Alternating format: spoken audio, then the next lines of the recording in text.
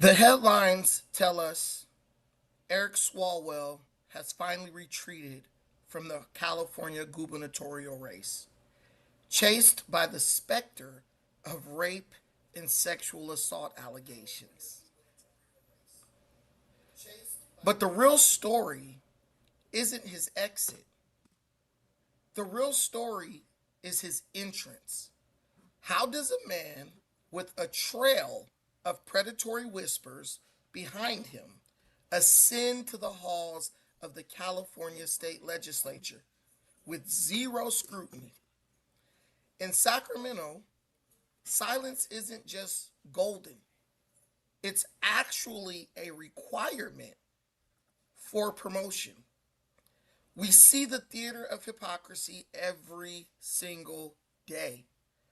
Take Congressman Robert Garcia out of Long Beach. That's my congressman, who shouts from the rooftops about the Epstein files and claims to want to pursue every lead against Donald Trump. Meanwhile, ignoring the rampant homelessness, the violent crime, the failing economy, and the inability to do business, whether you're starting one or have already established one, in his own city. Yet he leads the charge against Donald Trump with almost a religious fervor. Yet, when it comes to the California political apparatus, which is rotting from within, Garcia and congressmen and women like him suddenly develop a convenient case of amnesia. They ignore the victims at their own doorstep in an effort to chase headlines thousands of miles away. Look at the protected class. You got dudes in my city, in my state, like Senator Scott Wiener and others who champion quote unquote reform while providing a shield for a culture where predatory behavior is managed but never ever prosecuted.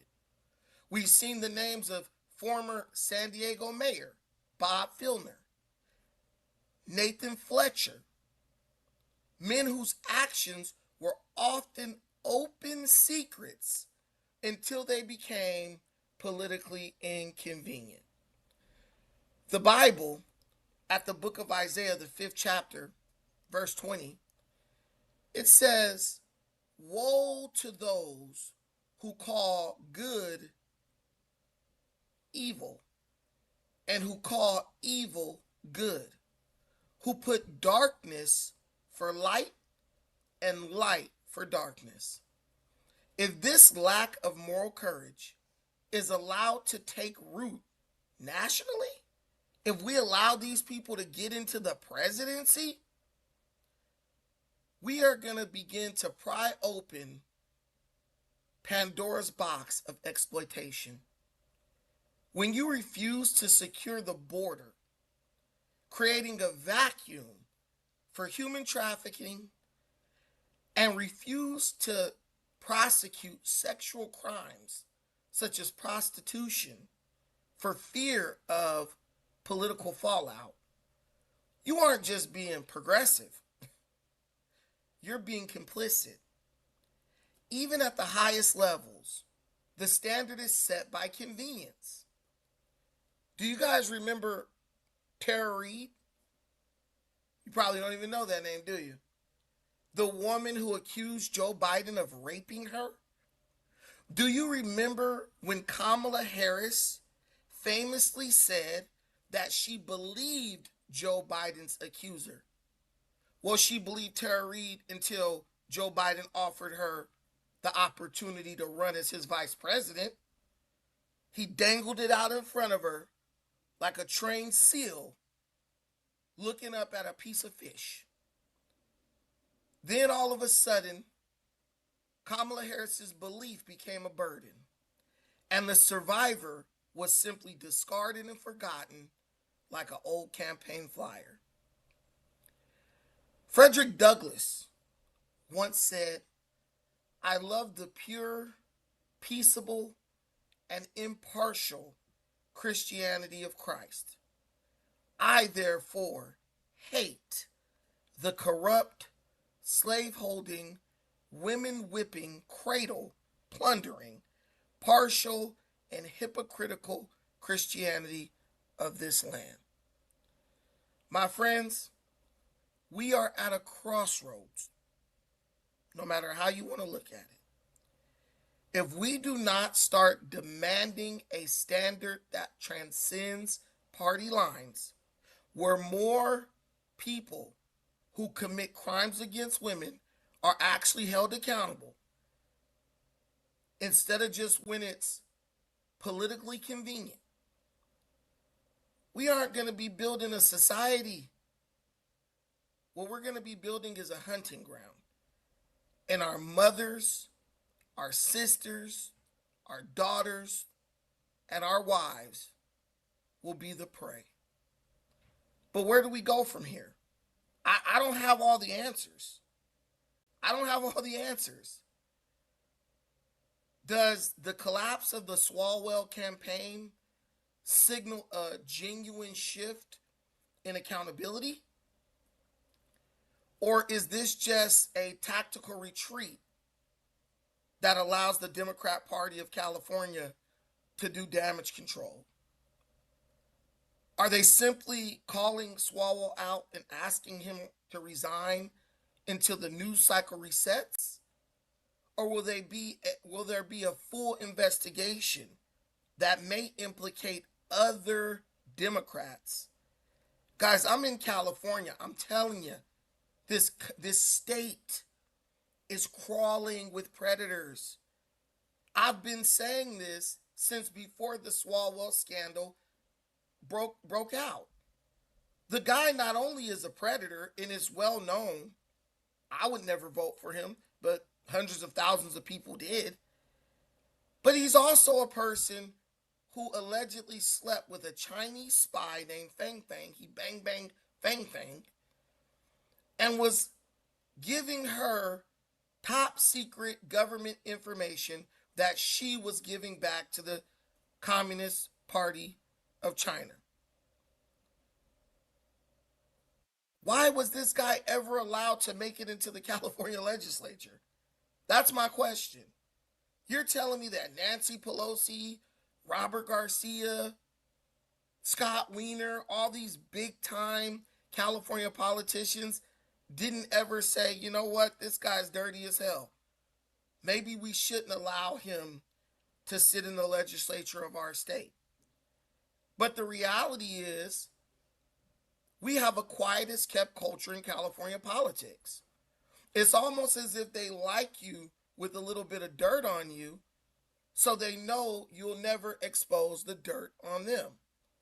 But the bigger question is, what does the fact that someone like Eric Swalwell being able to make it into the California state legislature say about the people, the voters of California, who try to ride this like moral high horse nationally? We could never vote for Trump. He's the Epstein files. But within their own state, there's all types of predatory behavior simply being ignored. What does it say about us? What does this say about Democrat voters all over America who will quietly and conveniently ignore this so they can use it as an excuse to continue to vote for their predatory party come the midterms? At some point, you have to stand on something more than just party loyalty. At some point, you got to stand up for what's right. But let's be honest about the situation. The Democrat voter has been conditioned over time, slowly but surely, to accept any type of disgusting behavior that the Democrat Party exhibits, presents, and defends in the name of being progressive. Right? They're not wicked, evil, and demonic. They're just progressive. Well, you might listen. In my mind, when I hear the word progressive, I think satanic, because progressive is the word that's used to defend all types of disgusting, uh, debased behavior. And who can argue against that? Nobody. Nobody. Whether it's child genital reassignment or drag queen story time, it's all done in the name of being progressive. Whether it's putting young children who haven't even reached puberty on puberty blockers, oh, you gotta accept it because this is being progressive. When does it stop? Where does it end? When do the people who are victims get to have their voice heard?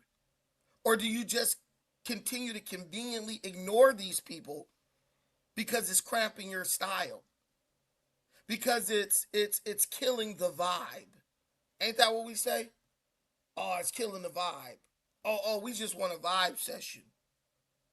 But what happens when the vibe session involves the exploitation of women? And even worse, the exploitation of children. Do you allow it to continue just to keep the party going? Or do you stop it in its tracks so future parties will be safe and inclusive for everybody? It's so funny how these people claim to be the champions of exclusivity and acceptance. But they're only the champions of exclusivity and acceptance if you commit to and agree to never calling them out and exposing the demonic practices of their party. Which side are you going to fall on? Are you going to fall on the side of what's right and call it out no matter who does it? Or are you going to fall on the side of hypocrisy, where it only matters if it's someone with an R by their name? And if someone has a D by their name, you're going to do whatever mental gymnastics is necessary to allow you to walk in the voter booth and pull the lever for them. Just let me know. I truly want to know. I truly would like to know. But guys, this Eric Swalwell situation, it's really disgusting. This guy, man, if you could listen, I'm all for, hey, you need to report this stuff in a timely manner. I am not a believe all women person. I know that women lie just like men lie. People will lie to get a political advantage. I know that. But man, if you could just hear some of these women tell their story, it's almost undeniable at this point. It's almost unquestionable at this point. Uh uh where about this guy. I'm telling you, there is when the woman talks about what this guy was doing, when the one of the victims talks about what this man did to her, it's really disgusting. It's really disgusting. The one that stuck out to me was the one where the woman said that Eric Swalwell drugged her, invited her to a political event. Um, I think we have the whole thing right here. Invited her to a political event. She was modeling in Beverly Hills at the time, and she was a business owner, and she had interest in joining the political scene of Los Angeles. And Swalwell, like a true predator, he masked himself in a sheep's clothing, right? He made himself out to be someone who was genuinely trying to help this woman, right? And that just that part, right? Just that part. It reminds me of a scripture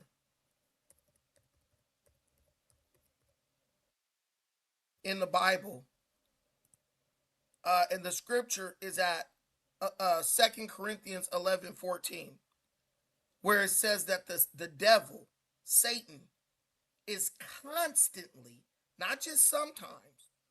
He is constantly disguising himself as an angel of light in an effort to deceive people.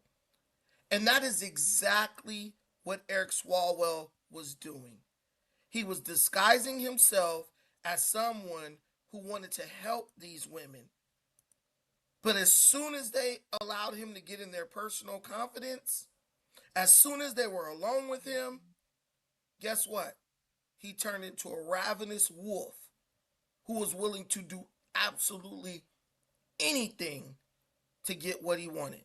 Let's tap into this victim's story. Beverly Hills, let's watch. In 2018, while I was living and working as a model in Beverly Hills, and I also owned a fashion software company, I had contact with Eric Swalwell on 3 separate occasions after meeting him socially. He offered me connections to further my software company, and I also had an interest in local politics. He invited me to 2 public events.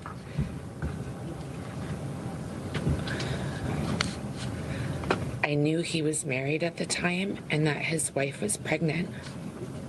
He was my friend. On the 3rd occasion, I believe he drugged my drink. I only had 1 glass of wine.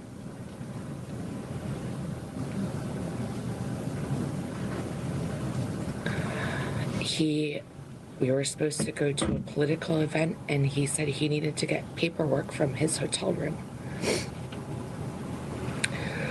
When I arrived at his hotel room, I was already incapacitated, and I couldn't move my arms or my body. He raped me, and he choked me. And while he was choking me, I lost consciousness. And I thought I died. I did not consent to any sexual activity. Although I did not undergo a rape kit at the time, I disclosed the assault to the people closest to me. I also recorded these events in my handwritten calendar. The assault and its impact were later documented during my therapy sessions at a sexual assault center in Connecticut. And see, that's the part where I think this guy's goose is cooked. When all the other stuff you could say, okay, you wrote it in your diary, you told a friend of a friend about it and all that, and you're like, I don't know.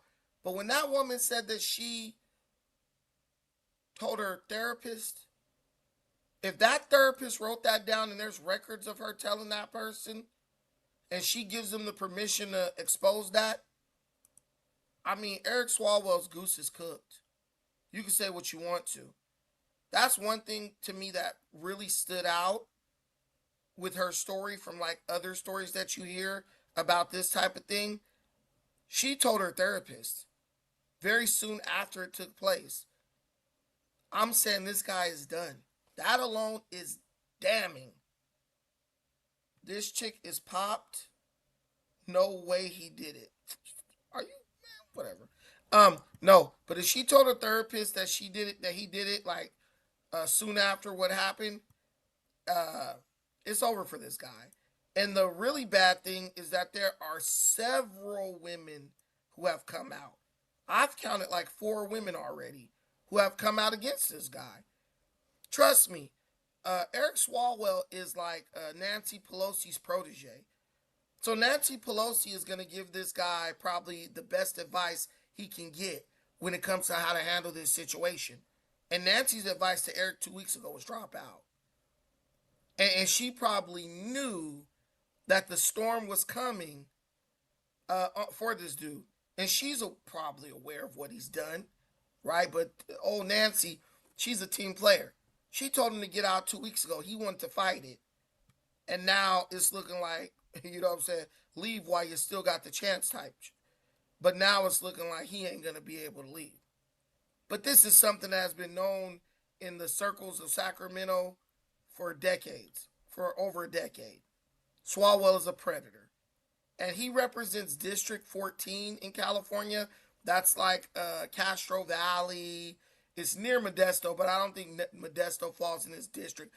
Liverpool, a bunch of cities you never heard of. Fremont, Haywood, Hayward. That's about, I would say, about 6 hours away from where I am in Southern California in Long Beach. So he's like central coast of California. Like say you're driving up to get to San Francisco, you would go through Swalwell's district. It had a profound impact on my mental health.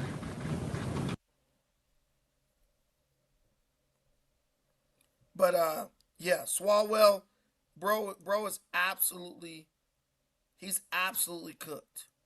He's absolutely cooked. Let me see, is my sound okay? Yeah, he's done. Bro, in my opinion, the way these people try to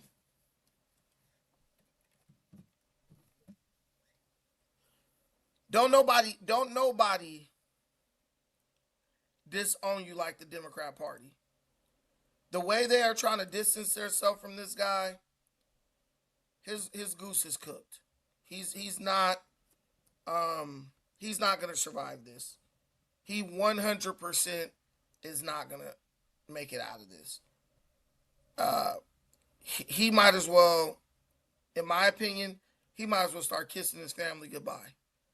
Because not only is he going to have the people who really care about these women coming after him, he's also going to have, you know, the Democrats who are pissed, who will be pissed off at him if for one reason or another this leads to Republicans taking the governor's race. They will directly blame him for this. If Republicans take the gubernatorial race, they will directly blame Eric Swalwell for that happening. They'll literally pin that on him and solely him.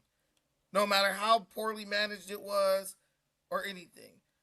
Someone can say this is, I mean, you got, I see Turney type, this is Democrat infighting, bro. Democrats don't fight like this, bro. Democrats do not fight like this. Democrats are the party that's like, look, man, we're all going to go down. If one of us goes down, we're all going to go down. That's how they are. Because if you look at how they vote, there is no dissent within their ranks. Everyone votes the same way on every single issue. Why do you think that is? Because they understand that that's a winning strategy in America. Everyone like understands that. Alex Jones has he's got a video, but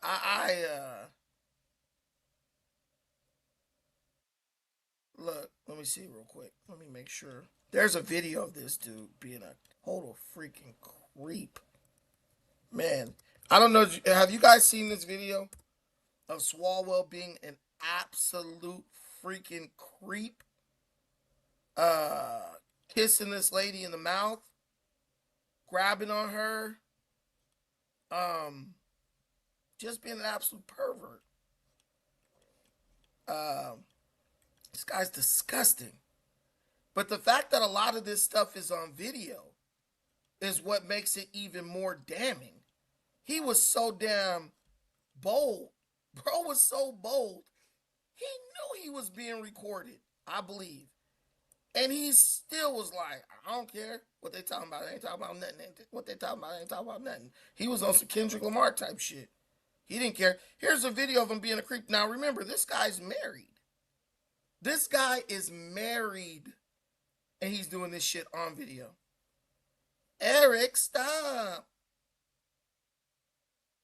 Look at this. I mean, she looks like she's a young slut, but what I'm saying is, bro, you married. You married, E. Bro, up in there like he in high school. Bro, nothing in you was like, bro, if this get out, this is going to be all bad. Yeah, I'm not even sharing Alex's stuff. This is all bad. And it's like, bro doesn't even care. And that's how these California politicians act. They act like they're just totally untouchable. They think they're mobsters. Bro, on a two-man, facts.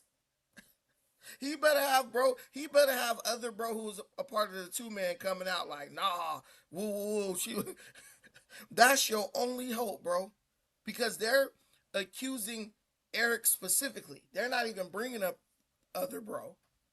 See, that's the only thing that'll give me a little bit of pause. They're only coming after Eric, right? But if bro don't come out swinging, if bro don't come out this whole like, nah, that's my bro, he didn't do nothing, these hoes be lying, right?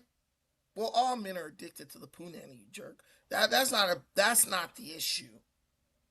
It's whether you're trying to do it by choice or by force.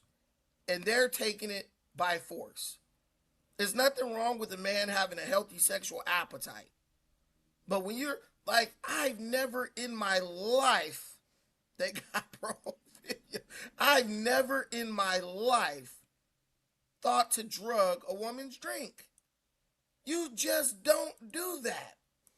You simply do not drug a woman in an effort to take advantage of her. You don't.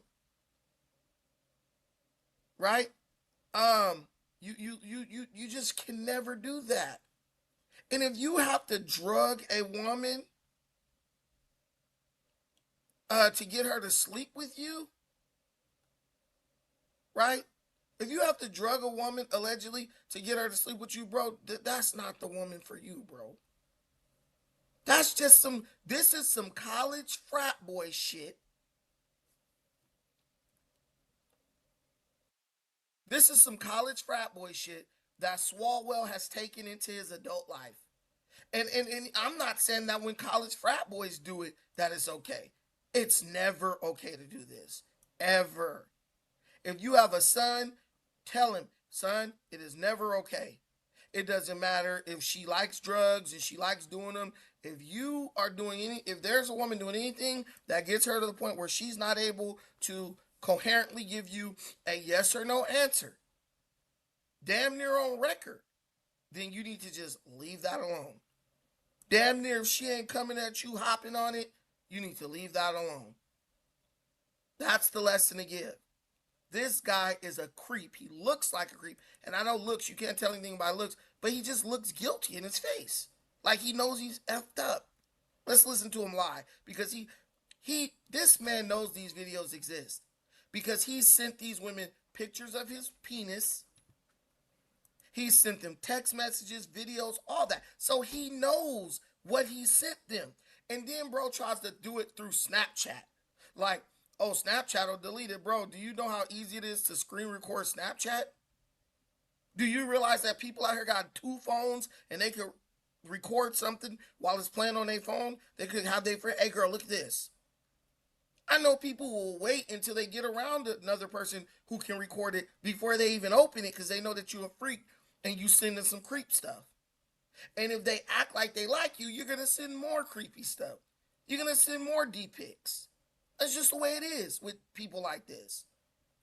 But how you come out and deny this joint when you know you're guilty as hell? A lot has been said about me today through anonymous allegations, and I thought it was important that you see and hear from me directly. These allegations of sexual assault are flat false. They are absolutely false. They did not happen. They have never happened, and I will fight them with everything that I have. They also come on the eve of an election where I have been the frontrunner candidate for governor in California. I do not suggest to you in any way that I'm perfect or that I'm a saint. I have certainly made mistakes in judgment in my past, but those mistakes are between me and my wife. And to her, I apologize deeply for putting her in this position. I also apologize to you if in any way you have doubted your support for me. But I think you know who I am. For over 20 years, I have served the public. As a city councilman, as a member of Congress, and as a prosecutor who went to court on behalf of victims, particularly on behalf of sexual assault victims. That's who I am and have always been. This weekend, I'm going to spend time with my family and friends, and I appreciate those who have reached out to me to show support. And I look forward to updating you very soon. Yeah, Eric. We don't need updates. We need you to stop being the very predator that you claim to be defending women against. That's what we need from you, E. Hold on.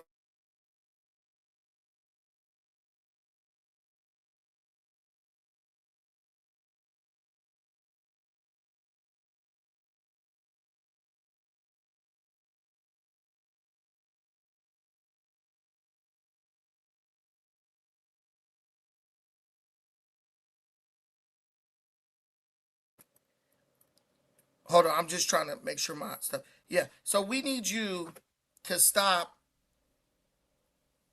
being. Hold on. I'm just trying to make sure my stuff. Yeah. So we need you. Yeah, we need you to stop. Okay.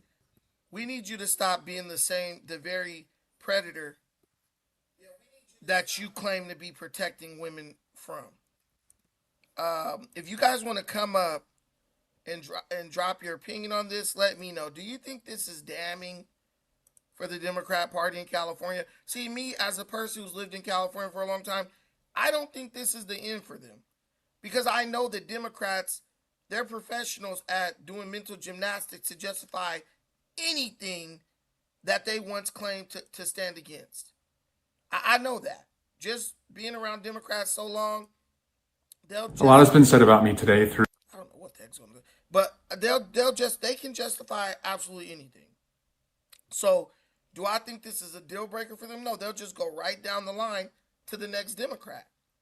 They'll never ask the question, well, how much did these other Democrats know about what Eric Swalwell was doing, and simply decided not to say anything about it? Yeah, and simply decided not to say anything about it. They'll never ask that, because with Democrats, you know, if it's politically inconvenient, they'll just ignore it. That's how they roll. If it's politically inconvenient, they're not dealing with it. 100%. And I don't know why they're like that, but just know that just know that that's how they are. Something is unplugged because something might be unplugged, because for whatever reason I can't hear anything through my actual headphones. But there's always something. If it ain't one thing, it's another. Uh, Dims will piss on you and say it rain. No, 100%, 100%. Just over the years, we're the state that elected Gavin Newsom. We're the state that elected Gavin Newsom, and everyone in this state. This guy slept with his best friend's wife while he was married. He did this before he became governor, and we elected him the governor. So I know that in California, the moral compass, it doesn't matter. Many people in California, we will act like we will condemn Trump. We will condemn Republicans all day, while while simultaneously voting for politicians that are doing worse than Trump. I'm not even gonna lie to you. We will condemn Trump all day while we vote for politicians who are doing 10 times worse than anything he's done. Because it's just all for show. Throw salt at this person, shame this person for a certain action, then go vote for a person who's doing worse. I don't know why it is that way in this state, but this is what they do. And we love voting. We love screaming that we want the Epstein files to protect the children. Whole time we're electing people who do things that put children directly in harm's way in the name of um being progressive. In the name of being progressive. We don't in this state, I don't care what anyone tells you. In this state, we do not care about victims, bro. We do not care about victims. Here's another. I don't know if we could play this, but there's another victim. She had an even more. Um, she had an even more graphic story. So prepare yourselves for this one. She had an even more graphic story of her experience with Eric Swalwell, aka Eric Swallows Well, and it's just disgusting. Let's tap into this right here. Became a junior staffer. She's speaking in shadow as she fears professional consequences. It was in 2019. I was, again, driving him to an event. This was my job. And you were 21 years old. And I was 21 years old. We see some sort of parking lot, and he says to pull over. He pulls out his penis and instructs me to give him oral sex. And I started to. Again, I felt incredibly uncomfortable.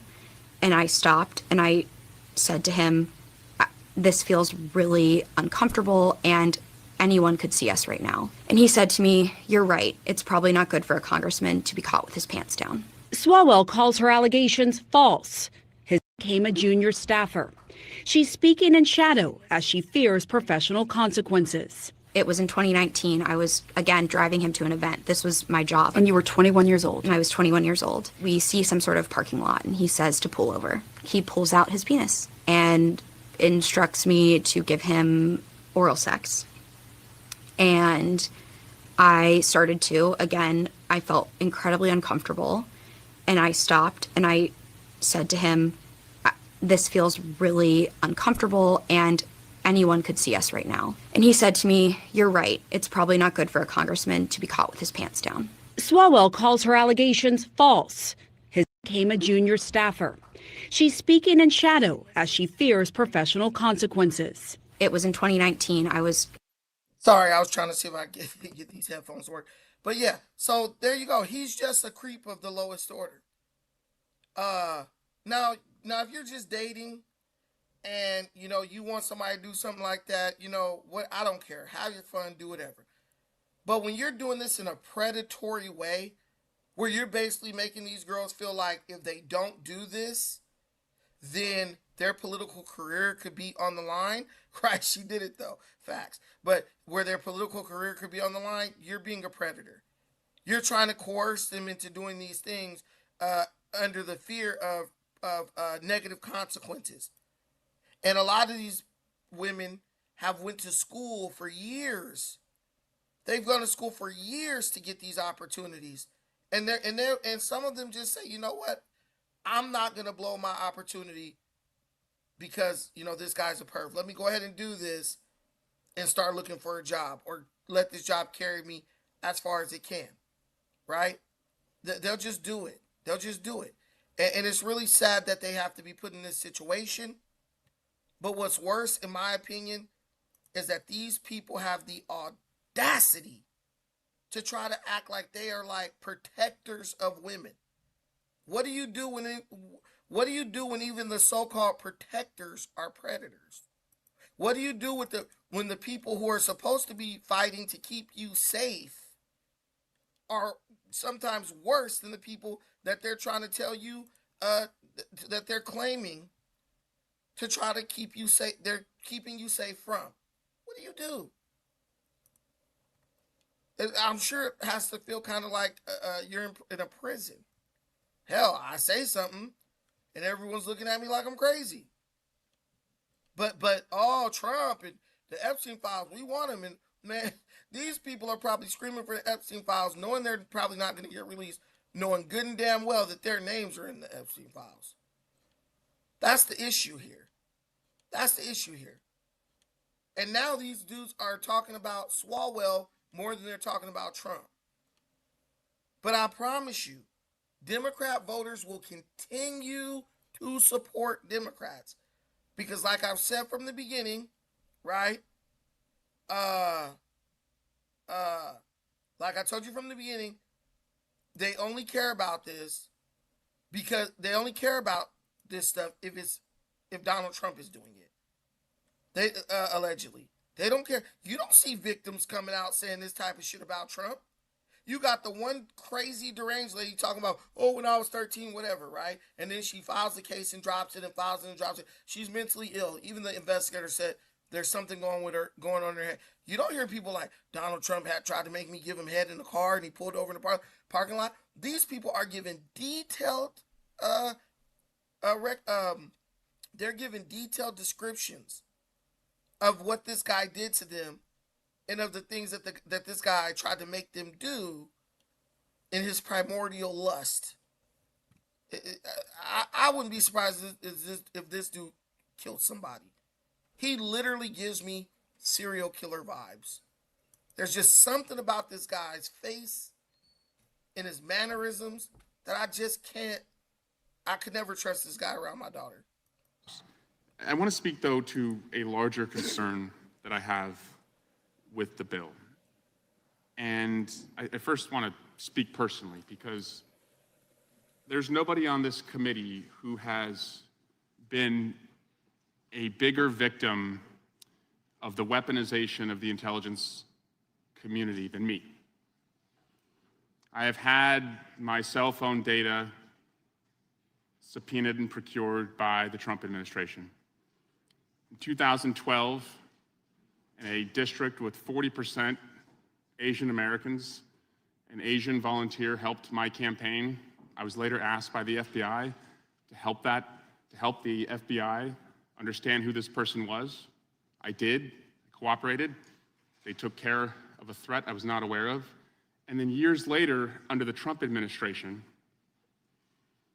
an IC official leaked my cooperation, perverted it, suggested wrongdoing. Fox News ran with it. A member of this committee filed an ethics report against me. Thousands of death threats have come at me.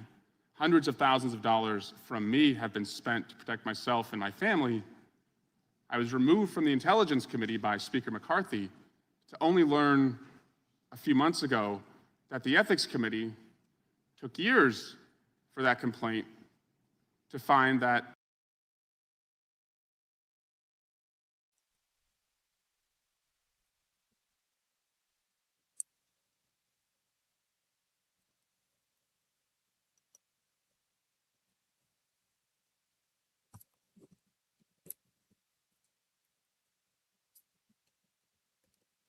by Speaker McCarthy to only learn a few months ago that the Ethics Committee took years for that complaint to find that what was alleged was not substantiated and the complaint was closed and no wrongdoing was found. So I know what it's like when an administration misuses the intelligence community to go after an enemy.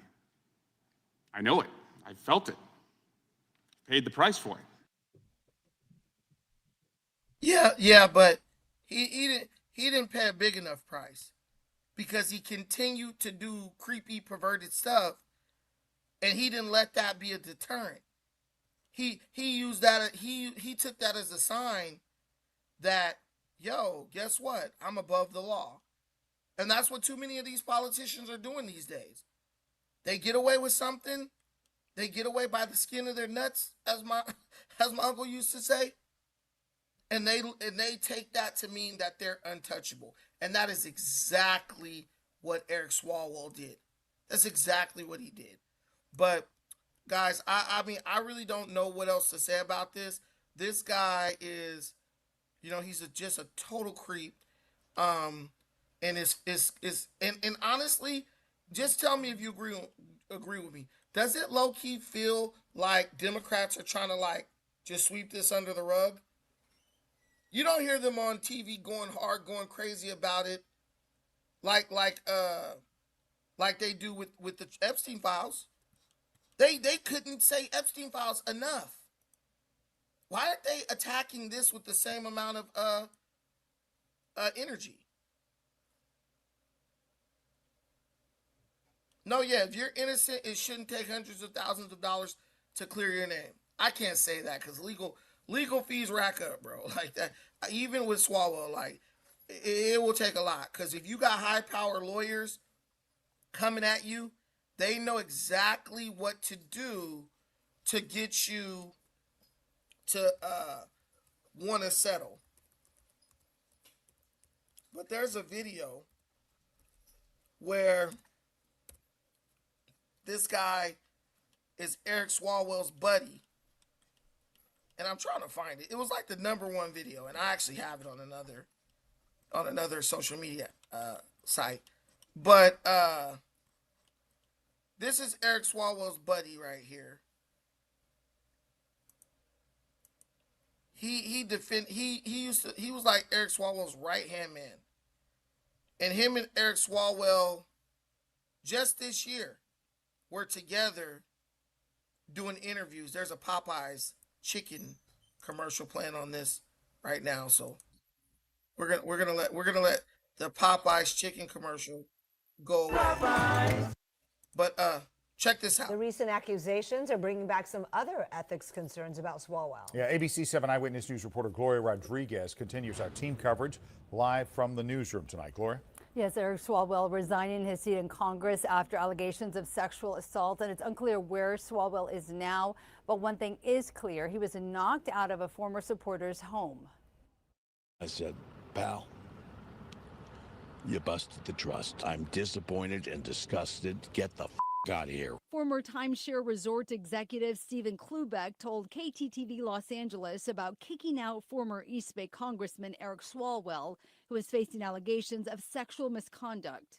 Klubeck was a former supporter of Swalwell who says he's no longer a Democrat, but now a libertarian Republican. We found the most recent financial disclosure report for Swalwell, filed in 2025, sheds light onto his relationship with Klubeck. It shows Swalwell accepted private air transportation to Nice, France from Klubeck, valued at nearly $31,000. To be clear, the House Committee on Ethics website does not state this as a violation. Our data team looked through gift travel filings, and the Nice trip was not listed as an official trip. I talked to Craig Holman, a government affairs lobbyist for Public Citizen, a nonprofit consumer advocacy organization. Holman focuses on issues like governmental ethics. I'd have to know more about it, but it certainly raises red flags. We attempted to reform some of the most egregious abuses of privately sponsored travel by members of Congress and travel paid for by other governmental sources back with the Honest Leadership and Open Government Act in 2008. And we achieved some really phenomenal reforms. The campaign of Tom Steyer, who is running for governor, had alleged Swalwell appeared to live in California on paper only, and that Swalwell and his spouse executed a deed of trust designating Washington, D.C. as Swalwell's principal address. Monday, our crew went to the Livermore home that Swalwell lists as one of his addresses, but nobody appeared to be in the home at the time.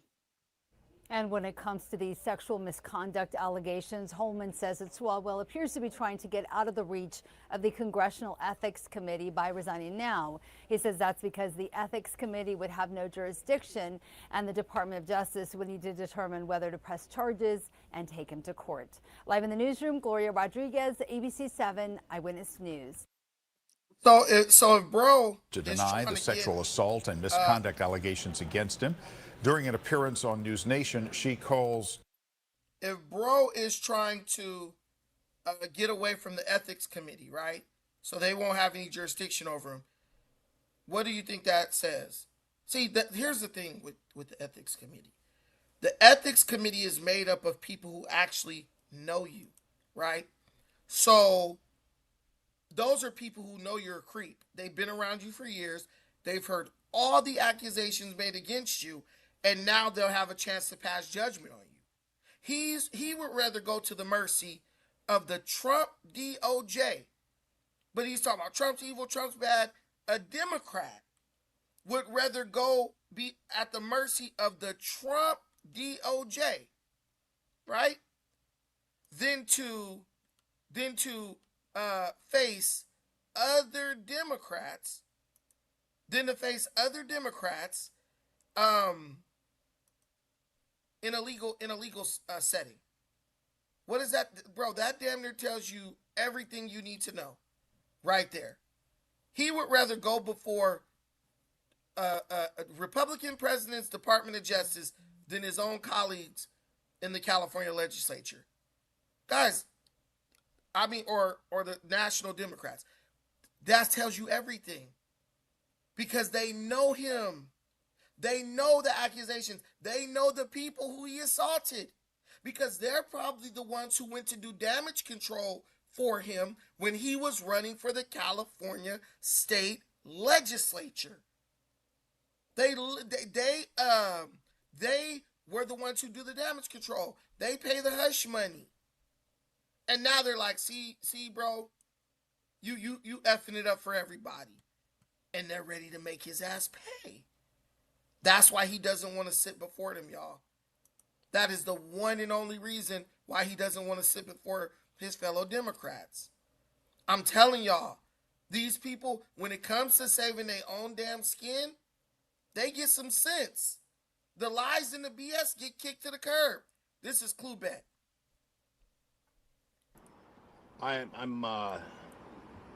Look, I live in the world of telling the truth, and I'm disappointed. I'm shocked. I'm beyond disappointed. Beyond disappointed. You know, we expect people in Congress and in our political world to tell the truth. And I want y'all to know this about Clueback before we let him keep going. He's a scumbucket too. He was running for the governorship. He wanted to be governor because he announced that he was running in November 2024. But he dropped out because nobody supported him. He's a multi-billionaire. So once he pulled out, he threw his support and money behind Swalwell. But what did you just say, Joshua? Birds of a feather flock together. He ain't no better. He ain't no damn better. But I just want you guys to understand that while these dudes claim to be fighting against billionaires and billionaires should pay their fair share, guys, they're literally financed by billionaires. They all have billionaire sugar daddies. That is what is the in thing now. Political figures, talking heads like Tucker Carlson, Candace Owens, Alex Jones, they are all looking for a billionaire sugar daddy. They should have a site, billionaire sugar daddy for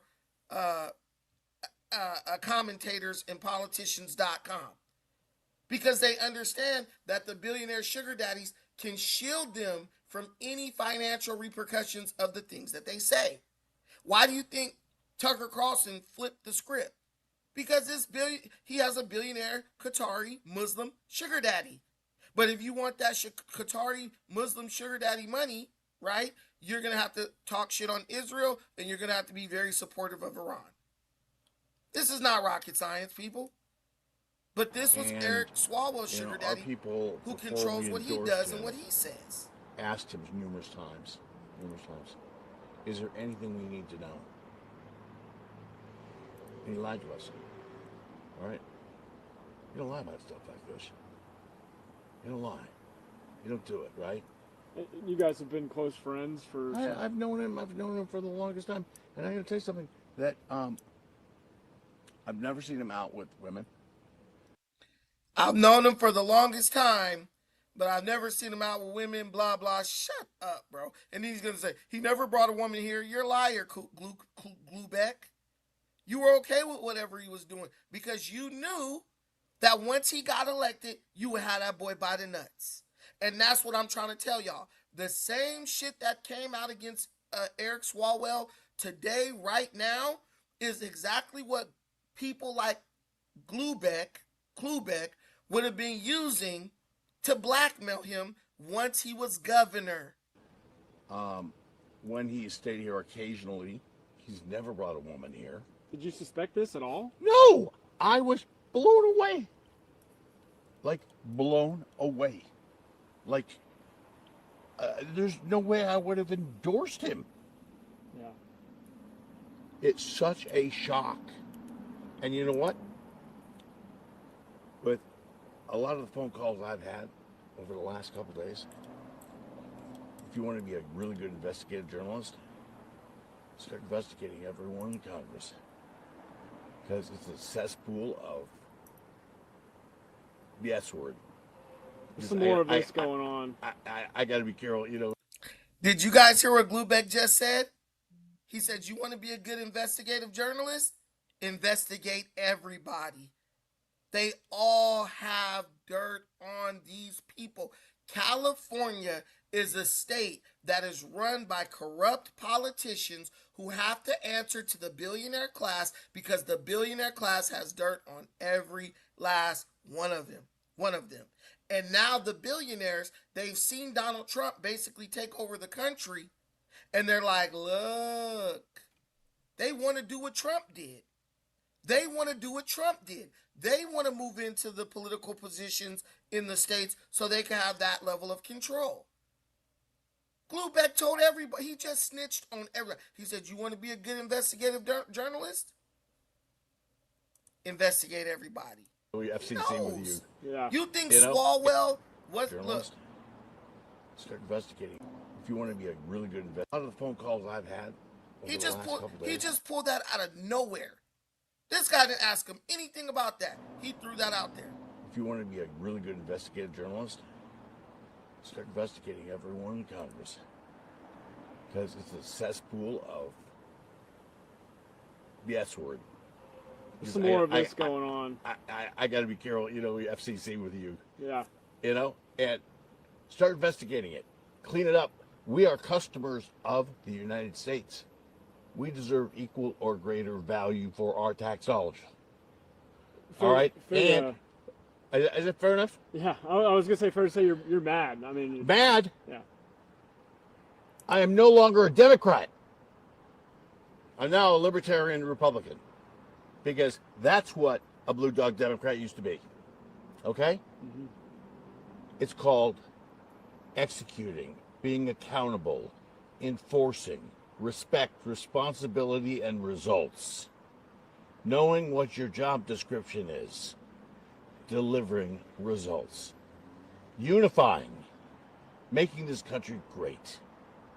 The great brand we have, okay? Or we used to. Making this country great. Sounding a lot like Trump, isn't he? You can't, listen, you cannot ignore this. The fact that this guy just said investigate everybody. But my thing is, Mr. Glubeck, if you know all this dirt that was on everyone, how come you didn't expose this dirt? How come you're only telling, oh, it's a cesspool, but then you claim you didn't know what was going on with Eric Swalwell? These people are so easy, bro, because 90% of the time they're drunk. 90% of the time they're freaking tipsy. So they say things that they don't even realize are exposing the fact that they're complicit in everything that's going on. He knew Eric Swalwell was dirty. He's dirty. He's literally probably participating in the two-mans with Eric Swalwell. He's probably bringing chicks over nightly to that little spot over there. Right? $30,000 a month mansion, and you're just letting Eric Swalwell stay there for free. But these are the people who the Democrat Party voters believe are so innocent, and they would never do anything. Bro, please. You're delusional. These people are closer to who you think Donald Trump is than Donald Trump even is. That's real. That's 100% facts. Guys, let me get this super chat really quick. And please don't forget, we got a super chat challenge. We got 10 super chats of any amount, $1, $2, $3, whatever. Just we ask that you help support the content so we can keep making these beautiful videos for you. And I don't have to be dependent on YouTube ad revenue dollars. So my brother Sucker Season LA said, damn, they got videos. He is cooked. Thank you so much, my brother. I appreciate you. Also, if you do not have the super chat feature available to you, pinned to the top of the chat, you have the ability to contribute via PayPal and Cash App if you feel inclined to do so. Really quick, guys, we're going to talk about Ashlee Janae, the social media influencer who disappeared in, who was found dead in Tanzania. Tanzania is a country with inside of Africa. Um, she went on vacation with her Caucasian boyfriend, and she was found dead. We're gonna cover that story. Let me restart my computer so I can get some sound in my headphones. I don't know what's going on with that, but for whatever reason, I got no sound.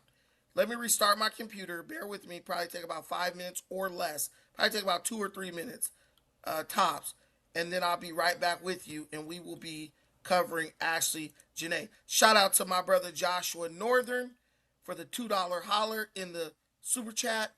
I appreciate you, brother, for helping me reach my super chat goal. But if you guys wait for me, you can take this time to drop a super chat donation contribution or simply hit the like button or subscribe to the channel if you have not already. So let me go ahead and make this happen, and let's see if we can get the audio corrected.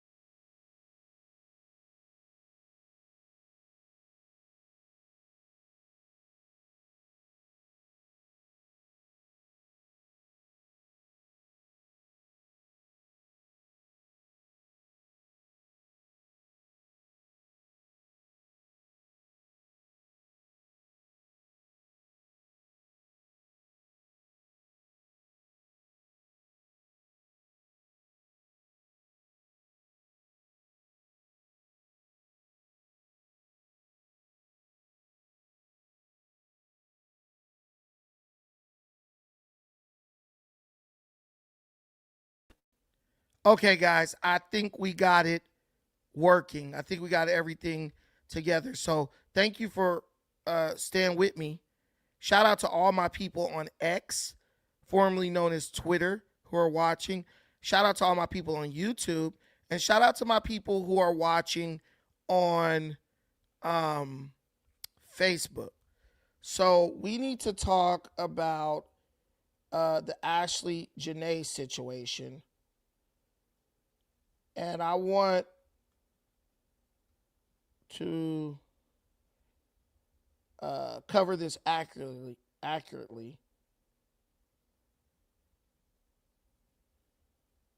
Hold on. I'm just trying to find my notes.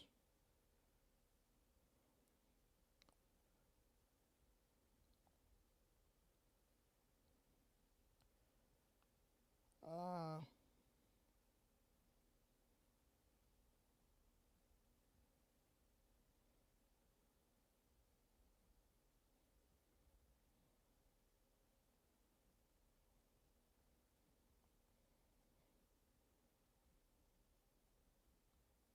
on.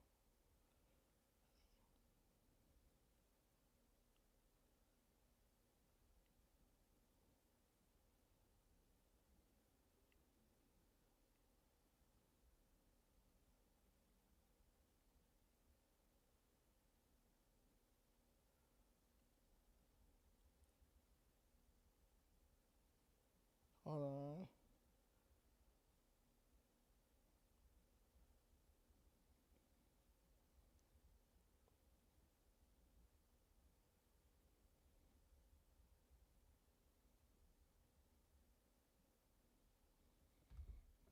Okay. All right. Okay. So we're getting into Ashlee Janae. Okay.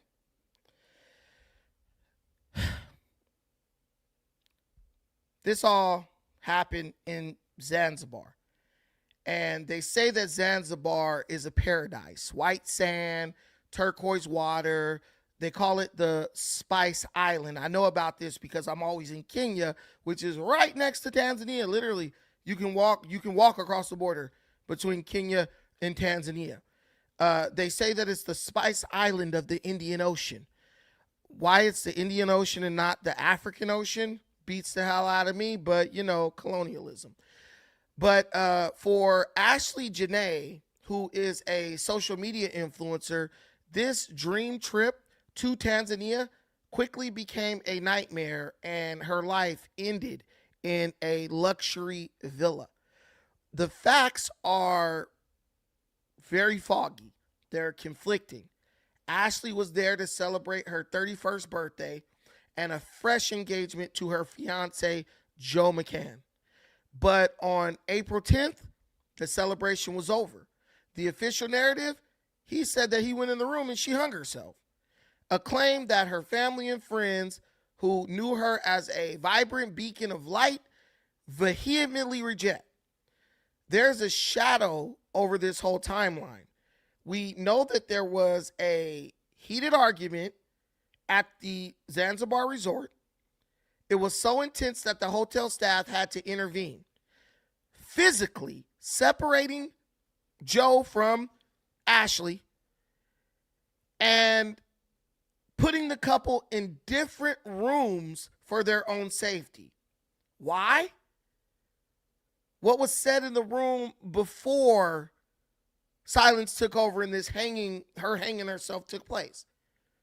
Then the most haunting detail of this whole situation is that Joe McCain reportedly waited 11 hours after Ashlee McCain was hospitalized before contacting her family. I mean, bro, Joe, I think that that's something that you might want to let her family know immediately. I mean, within the minute, Joe, just maybe. 11 hours in a foreign country where the legal system is very complex for foreigners and where an autopsy is mandatory for any unnatural death. But also me being familiar with Africa, a country where just a couple dollars can change a murder into a suicide. Trust me. Guys, listen, I'm telling you, in Africa, that boy could give out maybe $1,000 and that coroner will be like, she hung herself. When that coroner is looking at her body and that body is showing that she was clearly murdered. Trust me. I'm sorry to say it, but that's just the way it is in Africa, bro. I'm telling you, you could put the police on your payroll in Africa for a couple $100s. So while McCain remains in Tanzania with a suspended passport pending investigation, the family has obtained medical records from a second hospital. The cause of death listed? Cerebral hypoxia. Do you guys know what that is? That means she was strangled to death. Tanzania is a land of beauty, but its political apparatus and legal hurdles can be a labyrinth for those who are actually seeking the truth. As we always go back to the Bible, as the Bible says at Luke the 8th chapter, for there is nothing hidden that will not be disclosed and nothing concealed that will not be known or brought out into the open. Was this a tragic event that followed a violent struggle? Or was this a misunderstanding that now has Joe McCann trapped in Tanzania, unable to leave? I'm going to put my money on the fact that this white dude strangled this black girl. And there's a lot of people who are going to say, oh, she should have never been dating a white boy and blah, blah, blah, blah, blah. But what I'm going to tell you is this. You need to be careful before you run your ass to another country with anyone. Because is there a possibility Joe McCain, I heard he was rich. Is there a possibility that bro could influence the outcome of this situation with money? Yes. There's a very big chance that Joe McCann can influence the outcome of this situation with money. All he needs to know is where he needs to send the money to. And a lot of people are saying his whereabouts are unknown, and it's true. You can disappear in Africa. Bro could be in the village right now in a mud hut, and no one will find him ever. You saw they couldn't find black-ass Wesley Snipes. But I want to know what you guys think. As the investigation continues and the forensic evidence contradicts the initial reports, do you think international pressure is necessary or needed so that we can get to the bottom of this? Do you think this is the only way to ensure that the truth is not buried under a shroud of money and corruption? Because I'm just telling you guys, it's very easy for this guy to make this situation disappear. I'm sorry. I know we want to believe that the world is a great place, and it really is, and I love Africa. I'm there all the time. But, bro, do not travel to Africa with people you don't know. Do not do it. And I'm not saying this because the Africans, right? I'm saying because just like that situation in Mexico, people can damn near do anything to you in some of these third world countries. And I'll be real with you. They don't have the same legal resources as a first world nation. So a lot of the time it's just kind of like, look, man, we sorry it happened. We'll try to tell you what happened, but ultimately they're not trying to hold Joe McCann in jail because that means they got to feed him. So the chance that he could get away with this is very likely. Why do you think these rich guys, right? Why do you think these rich guys like to go to these foreign countries to party? Why do you think that? Because they know that they can get away with damn near anything and no one is going to say anything to them about it. I'm looking at some of her pictures and videos. This girl is gorgeous. Jesus. Woo. She's gorgeous. And Joe McCann looks like a typical angry white dude who has anger issues. But my thing is like, you guys are in Africa walking with lions and shit. What are y'all arguing about? What the hell are you guys arguing about? I mean, you're already her white warrior. What are you mad about, bro? You know exactly why this woman is with you. That's what kills me. If you know the woman is with you for your Skrilla, what is there to argue about? That's my only question. If you know this woman is with, she found her white savior, baby. Nah, you can keep him. I don't know what's going on. But it's cool. Let him say whatever he wants. But man, I'm gonna let y'all watch. She found her man. He wanna marry this heifer. They kissing on the mouth. Ew. Kiss me on the mouth.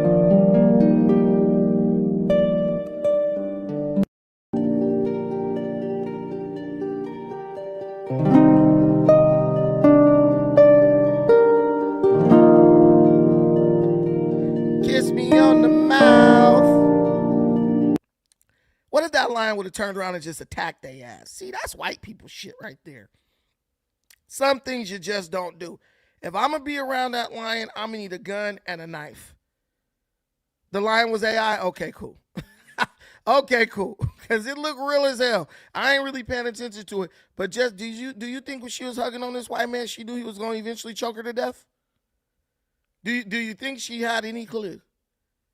Do you think she had any clue? Probably not. But I mean, him being white has nothing to do with it. What it has to do with, you don't know these people.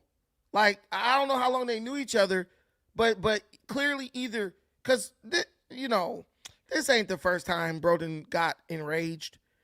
But some men are women, and I'm not just talking about black women. Women have to stop this bull crap where they think that just because a man has money, yes, he's the one. Women have been marrying men who weren't rich for millennia. But why? Because everyone ain't going to get the rich dude.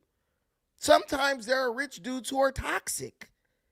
And they'll get you in a place like Tanzania, and y'all get to scrapping, and he being killed. Probably ain't the first time he beat her ass, I promise you.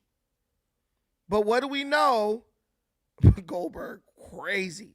But what do we know about a lot of these women? They'll stay. They'll accept the abuse if they think that they're going to profit from it. She was ready to risk it all to be with this white dude. And guess what? Ultimately, she did risk it all because she ended up dead. I hate that this had to happen to this girl. Guys, the link is in the comments. If you want to come up and say something, send her off the right way. But you have to stop with this crap, ladies. You have to stop. This is not, in my opinion, love. This is not love. This is lust, fetishism, or fetishizing. And ultimately, it stems from insecurity. Do you think if this guy didn't have $1 in his pocket, Ashlee would be with him? Hell no. Do you think if this guy couldn't have her at front row seats at a damn a Washington Wizards game, she would be with him? Hell no.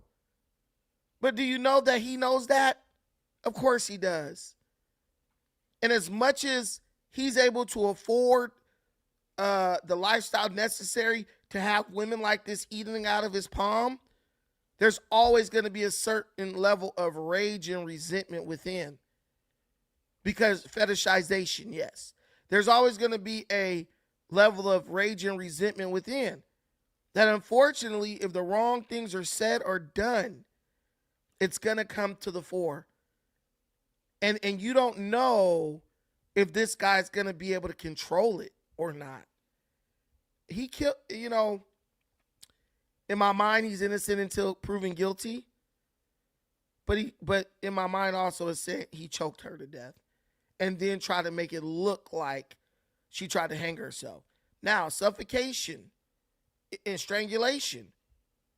Hanging is exactly that, right? So yes, when you hang yourself, it is suffocation and strangulation, self-inflicted. But we also know that this big old dude could very easily have overpowered little Ashlee and strangulated her. Now, we don't know, and on this channel, we let justice play out. But what it's looking like, it's looking funny. And you know who I think about when I see this situation? You know the girl from Queen of Kings, that little Rose chick, the little ugly one with the fake boobies? I think of her. See, and these women see that, a lot of these black women see that situation. Little black girl with this big old corn-fed white dude, and he's my king and all this shit, and they want to try to imitate that. But understand something about women. Women are the kings, the queens of imitation. They always want to imitate what they see. Always. Every time you see a woman buy something, or, ooh, girl, this is cute, they're saying that because someone else, they saw another woman wearing it. Let Kim Kardashian come out in an outfit. Millions of women gonna run and try to buy it. Women sometimes I believe they have no original thought. The women that they follow have fashion designers and stuff who what's it called? The wardrobe people who help them pick out what to wear. And they help them pick out what to wear, and then they wear it, and then millions of women all over the globe see them wear it, then they run out and go buy it. That's kind of like the nature of women. So when they see Rose Miller, thank you for that, no more BS.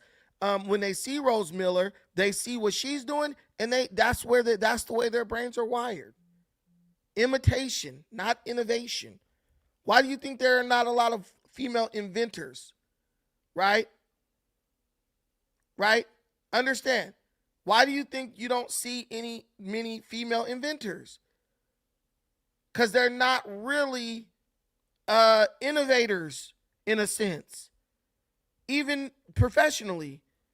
Most of the professions women dominate were dominated by men first. Teaching, men still dominate cooking, culinary. But even the professions women now dominate, men dominated those professions at first. Yeah, they're stylists, right? Fashion stylists, right? So understand that. So when Rose Miller came out, and let me get this comment because I want to give my brother credit where Rose Miller is staying with her white zaddy, and he's broke.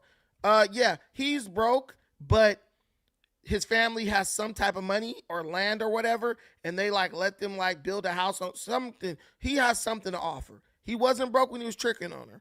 And then also he was like her bodyguard when she was doing her whole business. I was a stripper. No, your bony ass wasn't making no money as a stripper. You was a prostitute in Vegas. Stop. She just lies. And people suck it up, right? But women are inherently kind of wired to imitate. And so now you see a lot of women trying to pursue that same aesthetic or that situation that Rose Miller is displaying. But see, one thing about Rose Miller, she low-key, it's kind of like she got mind control over that dude. You know, he been chasing that shit since she didn't have nothing. But it's fetishization, as someone helped me with that word earlier. And it's not safe. It's not healthy at all. At all.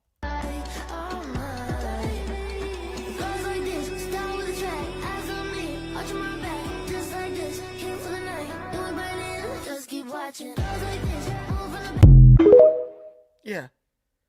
And I get it. You're skinny, you're scraggly, you're black. Let's be real. In the black circle, you ain't really much to talk about. Most black dudes are not chasing and hunting that down. I'm sorry. They just not. But there is a lot of room for a white guy to he feel like he overachieved with that. And that's what they want. These women want to be worshiped. I remember my own lady was like, I want you to be obsessed with me. I was like, I almost choked on my damn food I was eating. Obsessed with you for what, nigga? Well, but that's women. That's women. They want this unhealthy, toxic type of obsession from men. I told her straight up to her face, I'm never going to be obsessed with you. Ever. I love you. I like you a lot. You're awesome. I'd quickly die for you. I'd lay down my life for you. But obsession, you sound stupid. You sound like you heard that shit on some TikTok video. And that's exactly where she most likely heard it. They're not thinking. They're not like, oh, man, that sounds stupid. They're just like repeating it because I like the way that sounds. Let me go say that to my man and get laughed at. Let's go. Africulture in the building. We got a conversation, y'all. Let's cheer it up for the conversation. Go ahead, bro. Social media sensationalism, bro. Like, it's crazy. But can you hear me? Yeah, loud and clear. Okay. What's the deal, man? What you think happened, bro? Like, I kind of got. You think so? Yeah. I told somebody that. Sure, bro. Yeah, I told somebody that too. I don't know. I just feel like maybe he caught her like maybe he been whipping her ass. I don't know, but she could have been flirting with some local Tanzanians. Nah, hell no. Ain't nobody flirting with no damn local Tanzanian. It could be one of those situations where bro got in her phone, you know what I'm saying? Or she getting the wrong type of attention from another dude. Yep. He brings it up. And one thing about a lot of black women, when they get exposed, they get angry and they get violent and start yelling and screaming. And bro probably just is like that too. Yeah. Like, I'm gonna take it to the next level on you. It was something, but these chicks are always shopping around for new talent. Yep. He's the sugar daddy now, but she's looking for a bigger sugar daddy, or maybe a more aesthetically pleasing sugar daddy, or still fucking with her pimp. A lot of these chicks be having pimps. Go ahead, bro. Nah, I was just agreeing, but that's crazy. I couldn't even imagine. Like, I was just trying to think of ways, other ways, other causes that could have possibly happened. But I guess I don't know. Maybe it was him. I don't know. But I don't know shit about the story. I don't know. I never followed them. I don't know who she is, who he is. So shit, I'm kind of new to it. But I just wanted to kind of find out what you thought about it. Yeah, I think it is what it looked like. I think bro choked her. Because why would she go hang herself all of a sudden unless bro was like, B, it's over and give me my ring back and you about to go back to the projects? And she was like, no, I can't maybe something like that. But I highly doubt it. She's an attention seeker. Yeah, I You knew it can ain't no never, suicide. I knew it nah, ain't no suicide. you can't never drive a attention seeker to kill themselves, bro. Like they live for attention, bro. And Yeah. if they dead, they can't get it. Somebody said, Azazel, my brother, said also, remember, white males aren't used to a girl mouthing off to them like that. That's something black men have to do with. You lying. You're lying. Because I live around a bunch of white people, and the way these white women be hoeing the shit out of their boyfriends and husbands, it's this dude next door. He got like a kid. He's white. He has a kid by this big, fat, gelatinous white lady who lives next door. And she has a kid from a previous relationship as well. So she goes to work. Bro stays at home. Bro, one day they was walking down the street right here on the corner, and the little boy was crying. The one he got by her. It's his son. The little boy was crying, and he's like, stop that crying. Let's go. We're going to the house. She turned around and looked at that motherfucker. Don't talk to him like that. Who the fuck do you think? I mean, she turned up on bro. Bro was standing there like a whoop dog. Yeah, white folks be arguing, bro. You Man, white tripping. women be going in on white dudes, and they so damn goofy. Man, I, bro. I done seen some of them, bro. Like if the white dude not kicking their ass, bro, like she literally dominating him in there, bro. Like how are you letting her do all this, bro? Like you know where you come from, bro. You know who you is, bro. Like I see why white men left they women for months and years at a time to go travel the world. They was like, I don't feel like hearing this bitch mouth. I'd rather be on a ship with Christopher Columbus. They are the kings of like, I'm leaving and I'll be back in a couple months type shit. They call black dudes the absentee fathers. Shit, they was absentee too. They just had a good excuse for it. They was just coming back with shit. they the original baby daddy.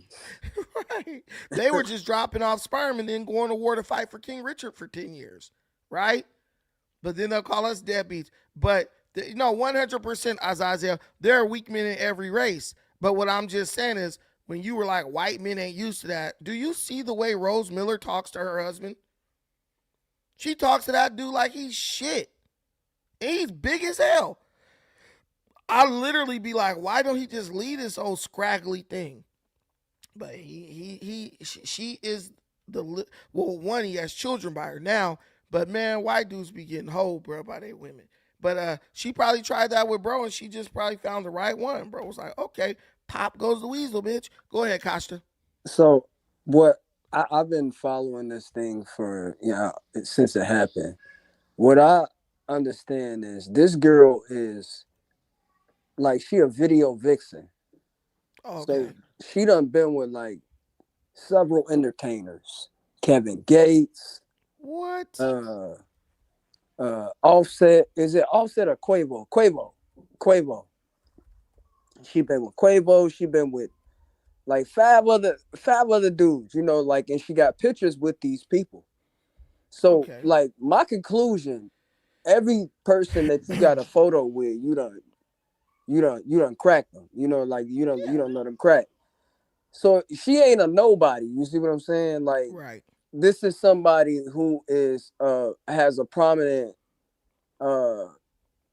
she got a prominent, like she's a figure. She got kind of like has a legit following. Yeah, she got a following. So I could see him packing her, bro.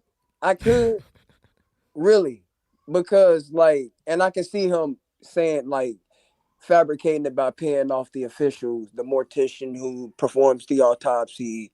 I can see that happening. It'll be expensive to keep everybody quiet, but I can see it happening.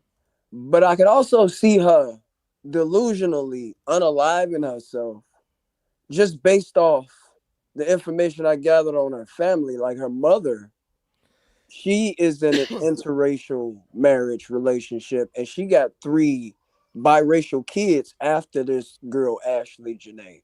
Her dad's, of course, black, but her mother married a white man. So you can see where the mentality come from. And I can see how maybe if just based off the way mama was talking, she just seemed like she was out of touch with reality. And I could see her wanting to be with a white man so bad for her mother's approval that this is the one that'll get away and she just can't live without him. You know what I'm saying? Like, I mean, but that's a possibility. like history tells us that it is often the white man unaliving these girls, bro. Like in Tanzania at that, man. Like, and the last post, it was so crazy. Her last post was like, "If I'm in a dream, please don't wake me up."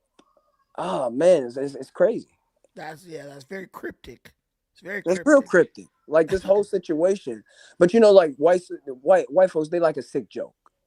Like this ain't nothing but a sick joke. It rhymed too much, like it's on her birthday, she in Africa living her soft life, her soft life. They all these girls, they want their soft life. Hard wig, soft life.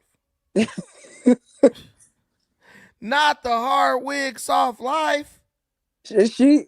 So what you think about her, bro? You think you saying she was skinny? I don't know. I think she looked like She a alright. black She Barbie alright. doll. She alright.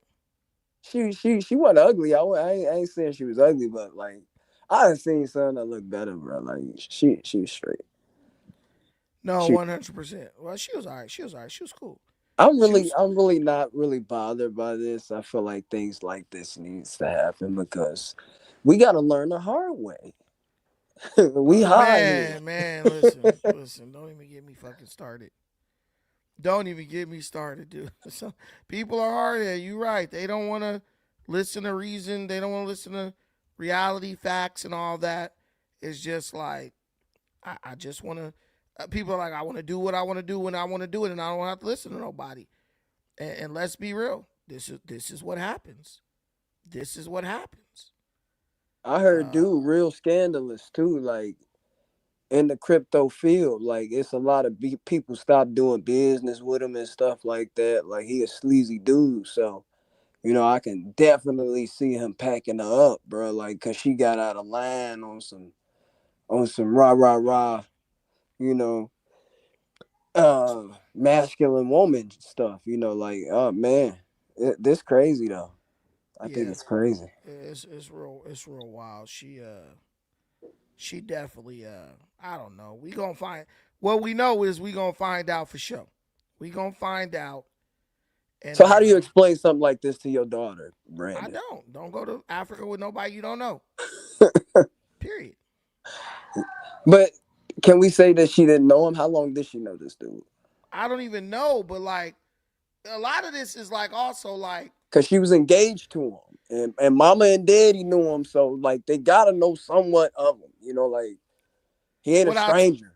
what I'll tell you is what I'll ask is why the hell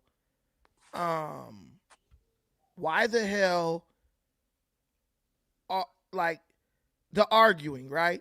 Y'all both adults. Y'all in a good situation, in a good setting. Right. What y'all Where's the arguing maturity? Where's someone to just be like, you know what, this is BS. I ain't about to be dealing with this shit. We can just go cool off.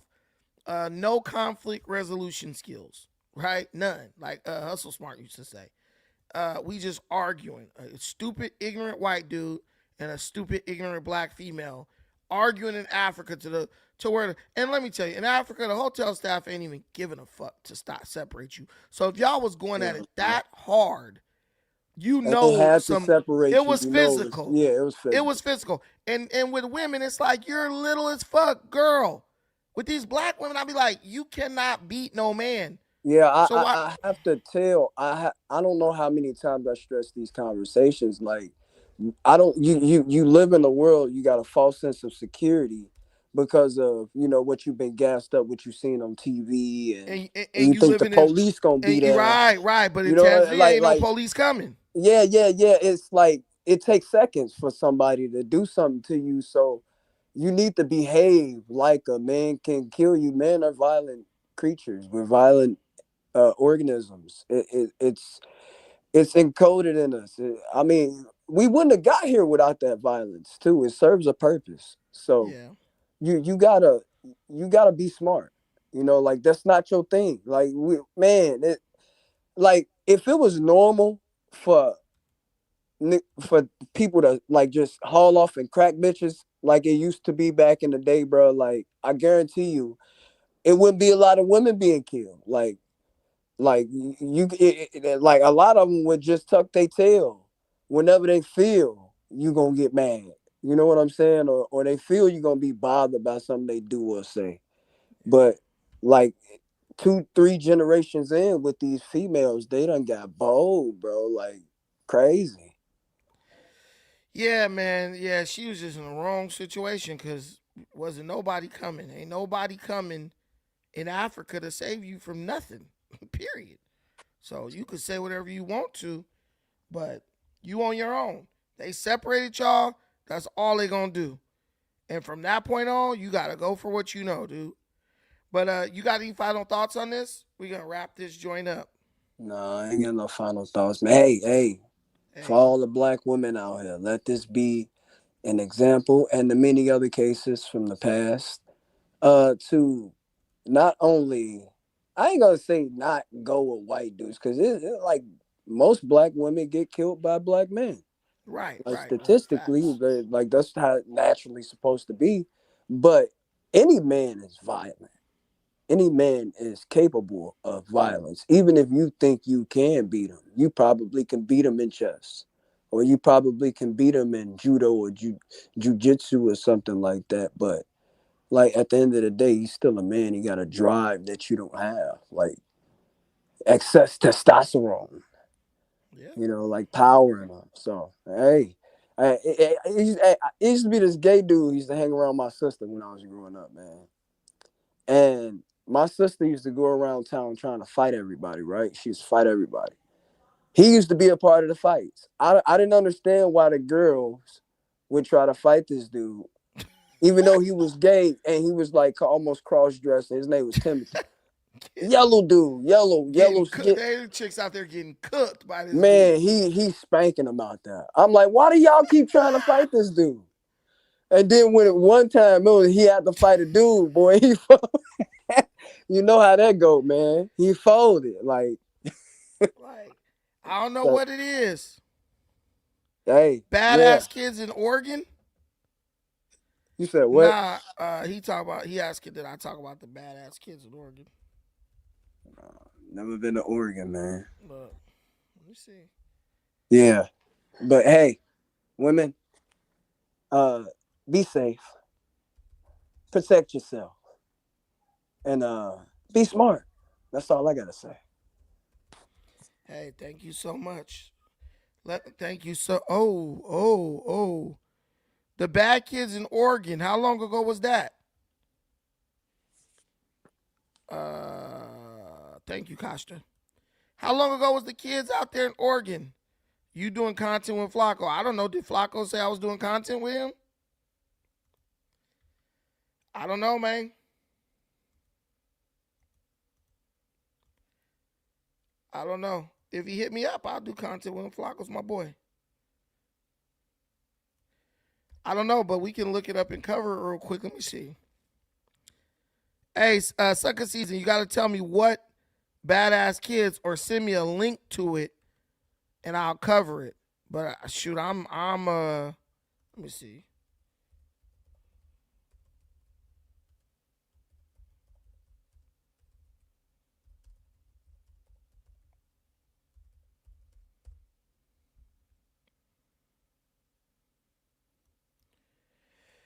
Oh, so there was a teen takeover in Oregon.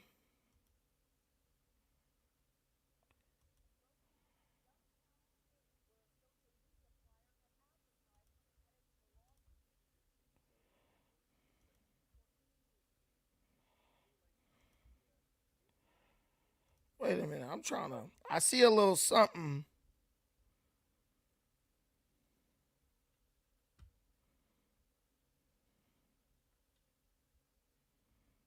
Let me see.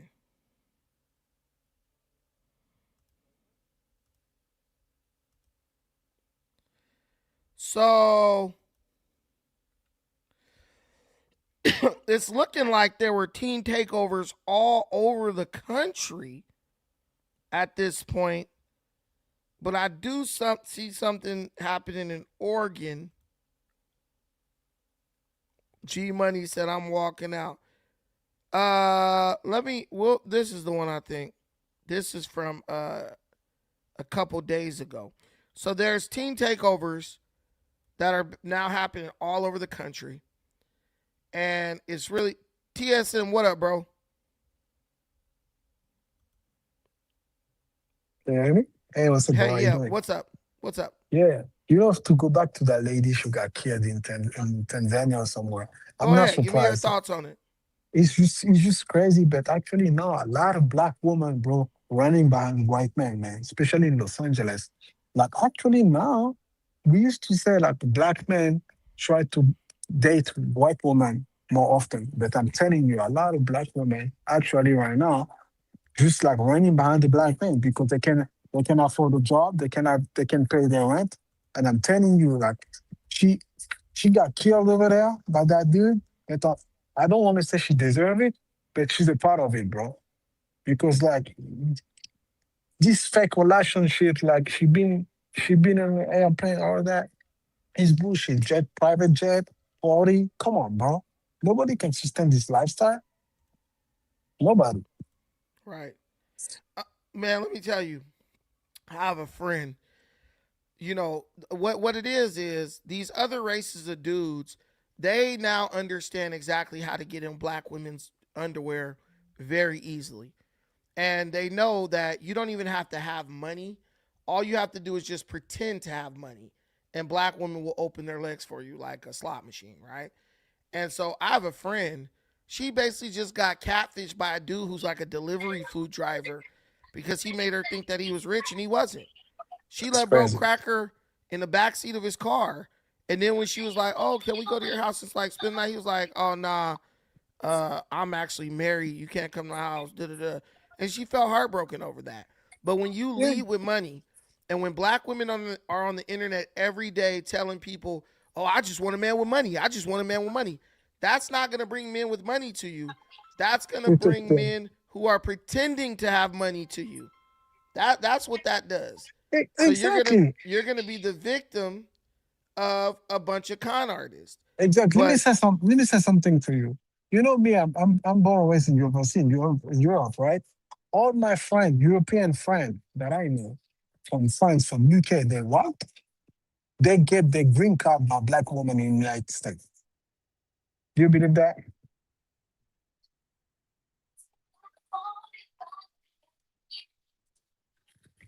I can hear you.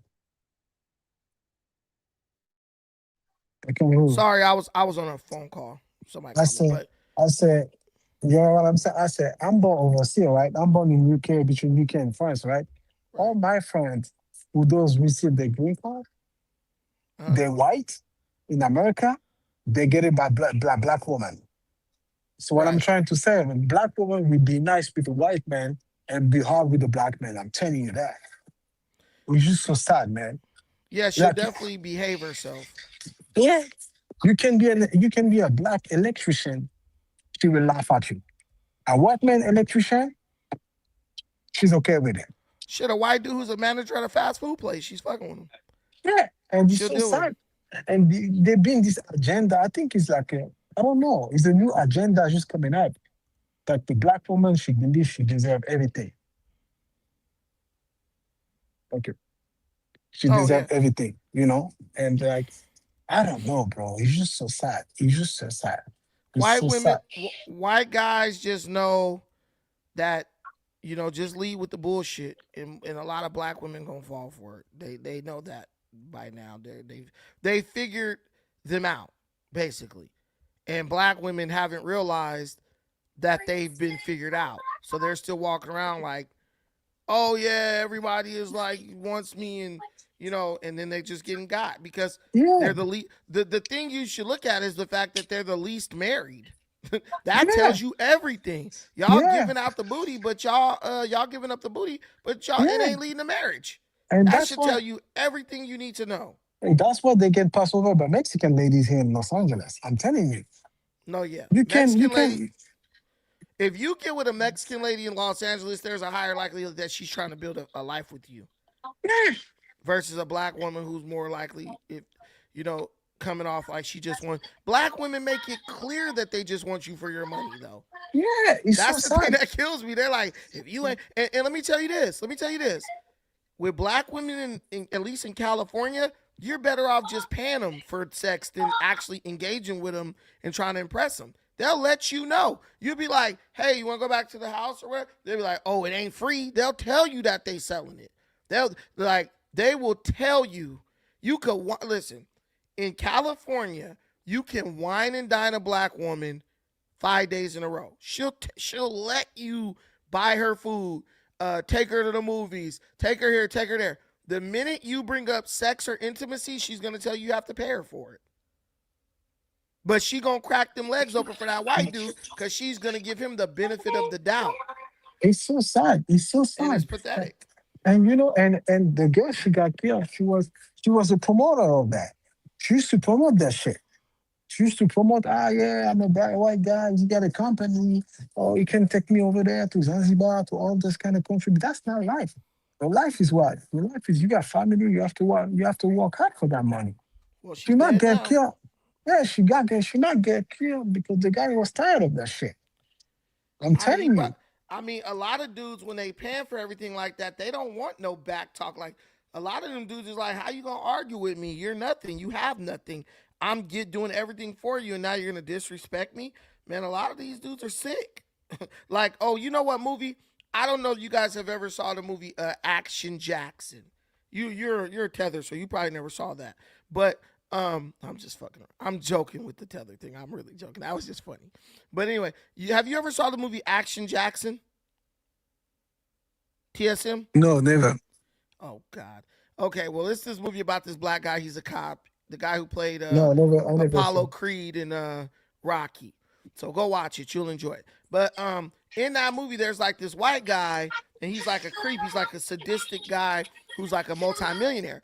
And his wife goes and talks to the police, but she goes to talk to police like defending him, like, he would never do that. Da-da. She comes home. She tells the guy, well, I talked to the police and I was telling them that you would never do that. Bro shot her straight through her stomach. Killed her. It was just like it was nothing. So to some of these rich dudes, they'll change women like they changing shoes. You start talking crazy to them, they'll beat your ass and send you on your way or do what they did to her, kill your ass. But any final Yeah, thoughts, TSM? it's just sad because like for black women, it's never enough. It's never enough. You bring a Mercedes, she want a Rolls Royce. You bring a Rolls Royce, she want a helicopter. Come on, bro. Yeah. It's never enough. The only men I see black women submit to and really want to deal with are bums, like black dudes who ain't working, who ain't got nothing going.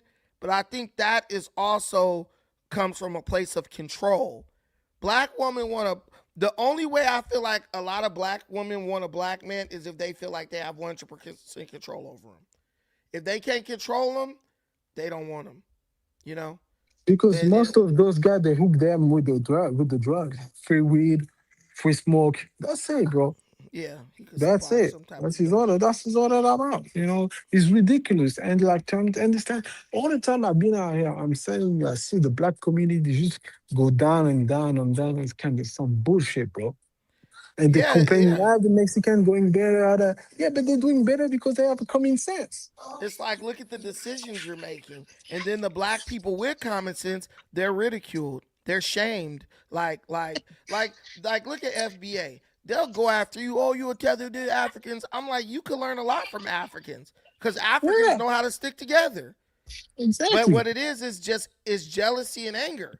Because they see Africans here doing things that they believe that they can't do. Like when the African come to America, the excuses that the black American has been making go out the window because the African is doing it. Don't really know the language that well or has a very heavy accent. You know what I'm saying? Blacker than night.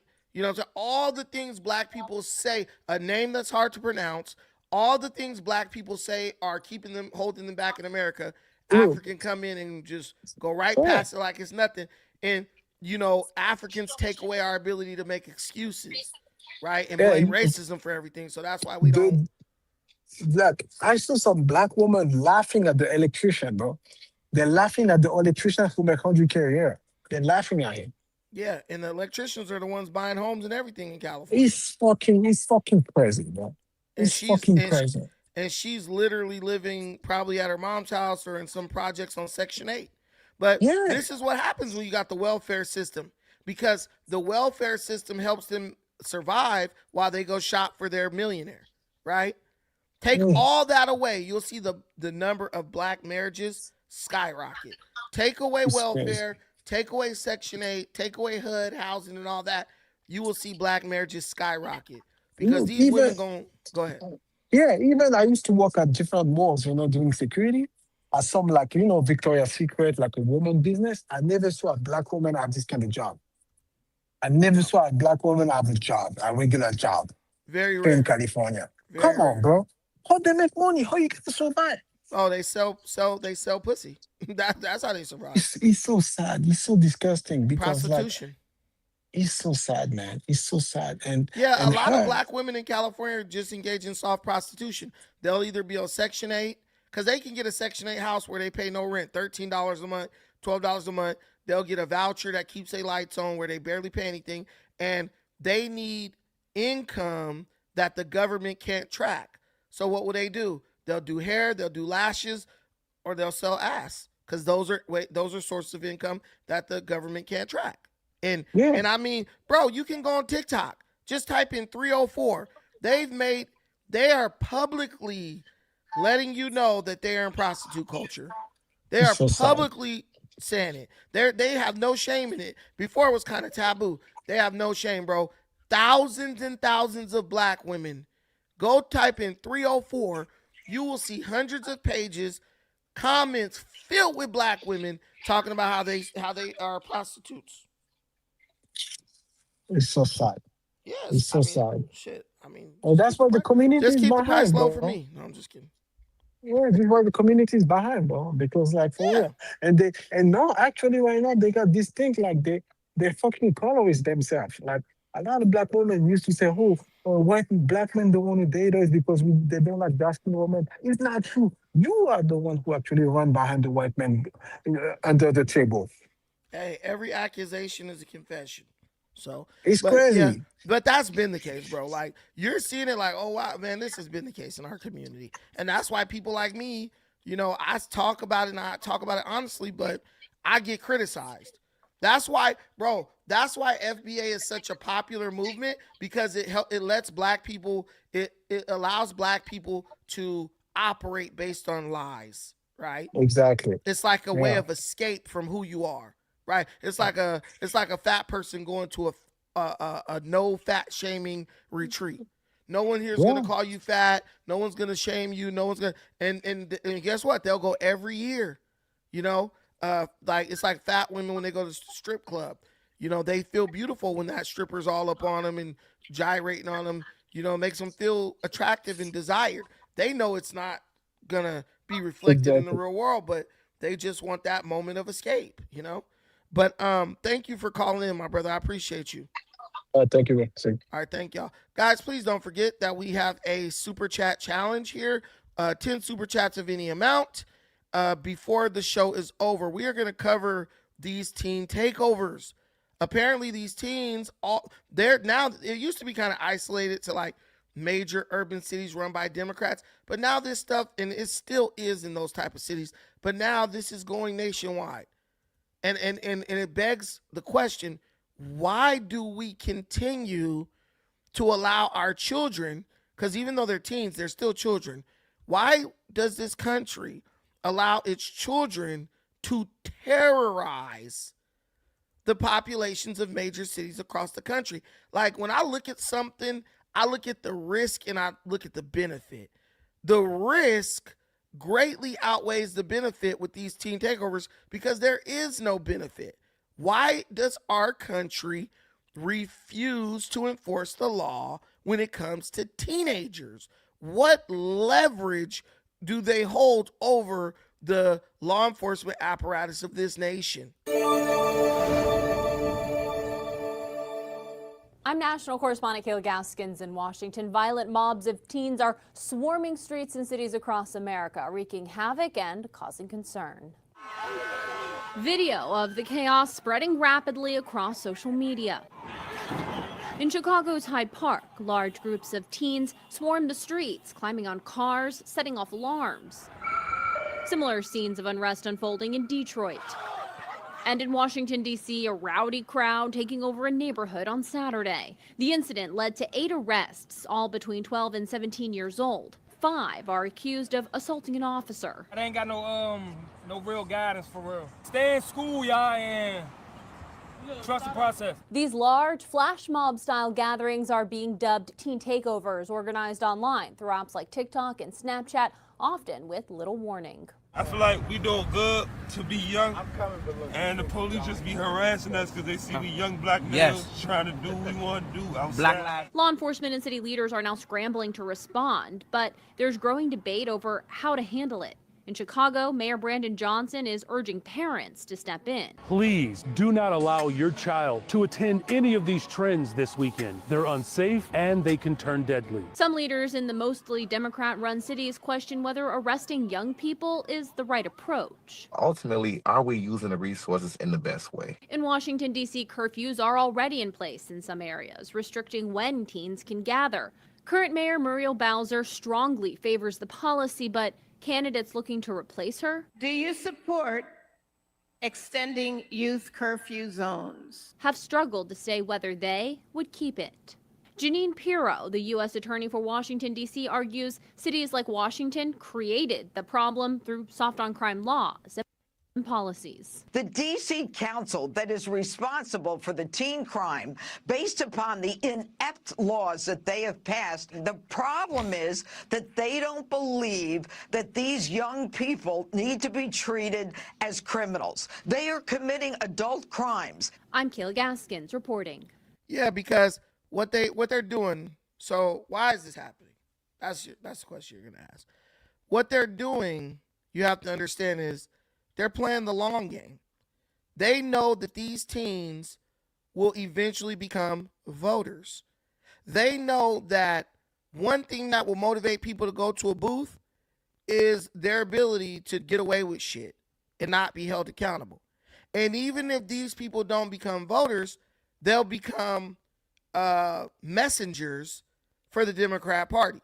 Because even these ignorant, I remember I was one time in Kenya and somebody asked me a question about like voting Republican versus voting Democrat. My friend who doesn't even vote is like, I'm explaining to this person, I have a friend there who doesn't even vote. Bro don't participate in no politics. He's trying to argue me down about policies in front of this Kenyan guy who asked me the question. And that day I realized, I was like, oh, so the ignorant people may not show up to the voter booth. But what they will do is they will carry the message, right? They'll continue to spread this message of Democrat ignorance and degeneracy to anyone who's willing to listen. And so if there's someone who is going to vote, but they're not informed, they'll say, oh, well, this thug told me that this is a good idea. So if he thinks it's a good idea, I'll go for it. I'll vote for it. But they just understand that this is their voter base going forward. So why would they criminalize their voter base? If they criminalize the voter base might turn on them in the future or become apathetic when it comes to, the political theater of their city or state. That's what was going on in the 90s. The Democrats were doing good, but they would lose to Republicans because most of the people who they viewed as their voters just weren't showing up because they were like apathetic or indifferent to what was going on politically. But this is all about people will scream and cheer for no rules, no regulations. The criminals will do that. And they know that even if it's criminals who are cheering and hooping and hollering, black people, we live in a society where hardworking individuals actually look up to degenerate bums and criminals. You got the dude working on Wall Street who idolizes Nino Brown, the drug dealer off of New Jack City. So that's what's going on here. This is what we're dealing with. and then you're a politician and you can't decide whether or not you want less crime in your city or whether you want to hold people accountable who are committing crime in your city. That shouldn't even be a question that needs to be answered. Do you want to prevent crime in your city? Yes. What do I need to do to prevent crime in my city? Pass curfew, start arresting these teenagers. And the sad part is the teenagers, most of them are not hopped up on drugs yet, so they're still in a position where if they lose their freedom for a weekend or a month, it will actually have an impact on their decision making. See, the teens want to do whatever they want to do when they want to do it, but if they sit in jail for a week or two, all their freedom is taken away.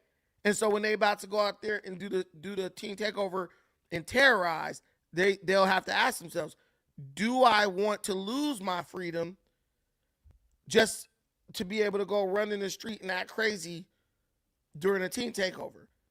And let's be real, guys. The answer is simple. Of course they don't.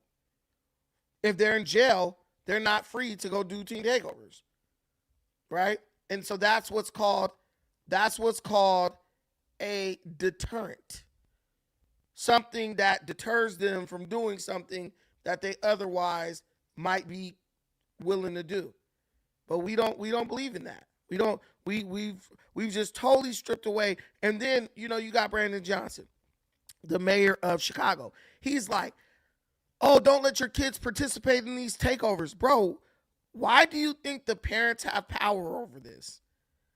The Democrat Party or the government has totally stripped parents of their ability to discipline their children in the way they see fit. So you strip parents of their ability to discipline the children, but then you want to go to the parents and tell the parents to prevent their kids from going to the teen takeovers. Well, if I whoop his ass, you're going to take him and put him in the system. He going to run away from the system, be right back in the street doing teen takeovers.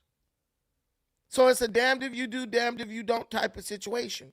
That's why I always say, fuck giving the police immunity. They need to give parents immunity.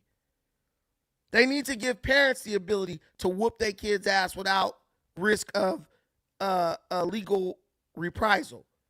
Because until you empower parents to discipline their kids the way they see fit, you will have these situations continuing. They'll always happen. Everything's abuse. I remember when I was little, go get your ass in the corner. Go get a switch. Come over here so I can whoop your ass real quick. All that's abuse. Telling your kid to stand in the corner, abuse. Sending your kid to bed without dinner, abuse. Yelling at your kid, get your damn ass off that, abuse. Everything's abuse. So we basically built up a system that prevents parents from parenting. We built up a system that is anti-discipline. You cannot discipline your child in any way. I've heard people say that taking your kid's cell phone is a form of discipline. I mean, a form of abuse. So if you tell your kid to do something and your kid's like, nah, fuck that, dad, I ain't doing that. How do you make them do it? How do you make your kid do something that they don't want to do? This shows you how ignorant people are. Soros is paying that Brandon Johnson. Okay, cool. Because I was about to say, how you talk about Soros? I hate Soros. But yeah, of course he is. But I would ask Brandon Johnson, these are the questions that need to be asked. If your kid doesn't do what you tell them to do, how do you get them to do what you want them to do? That's the question we need to start asking social workers, politicians, whatever. If your kid doesn't do what you want them to do, what is an acceptable way of disciplining them? You can't. So you guys won't let me establish the law for my children, and then I send my children into a land of lawlessness.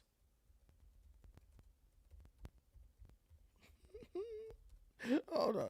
Let me see this real quick.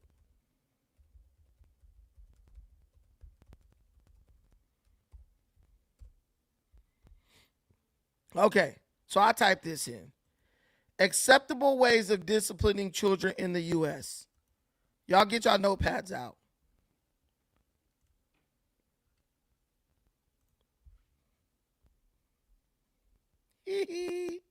So look, here we go.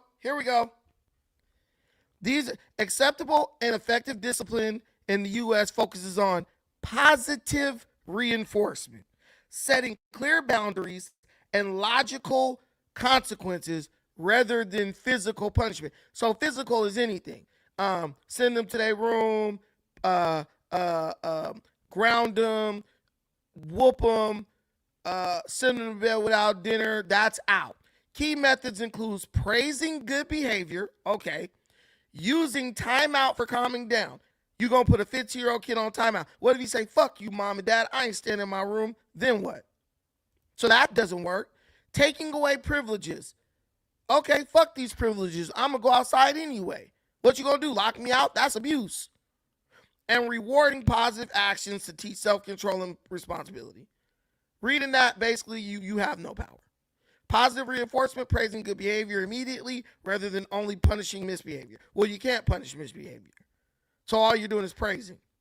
Setting clear limits, establishing consistent rules so children understand.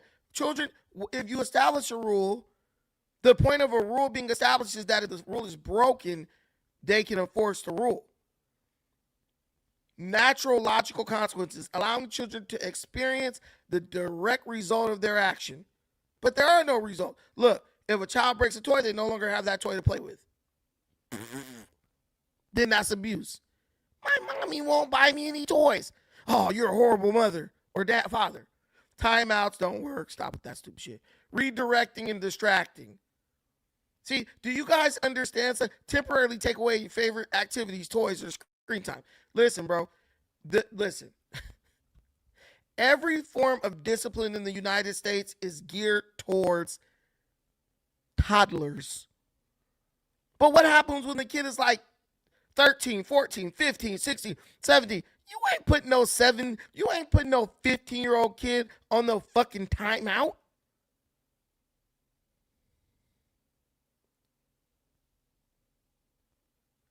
No, 100%. Old time, long ago. This, yes, be bluntly honest with your kids. Emphasize, you do the crime, you do the time. But here's the problem. What if they do the crime, but they don't do no time? What if they live in Chicago with Brandon Johnson? They do the crime, but they do no time. Could you imagine how hard it is being a parent when your kid you can't even use the threat of the police to get your kid to do what they want them to do. To do what you want them to do. They'll say, look, I went and did the takeover, robbed 5 people.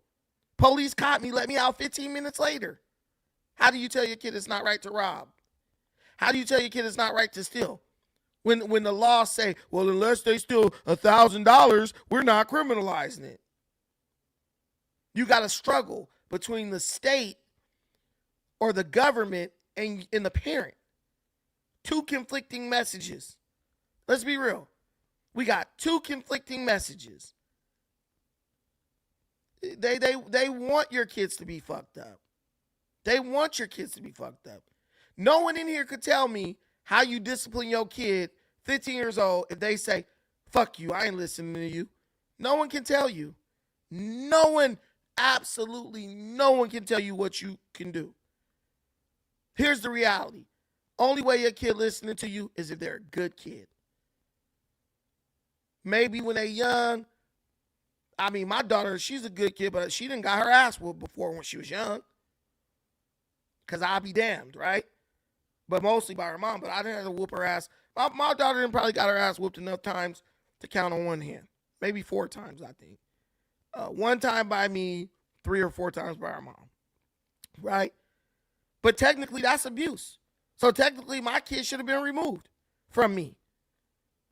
Because even though I'm a parent and I whoop my kid out, and I'll whoop my kid's ass out of love so I could correct him, right? I'm an abusive person. I'm an abuser, and, I'm a monster and all this shit. I'm telling you. That's why you see so many people like, fuck this, I don't even want to have kids. You know, Mexican people, they have a lot of kids.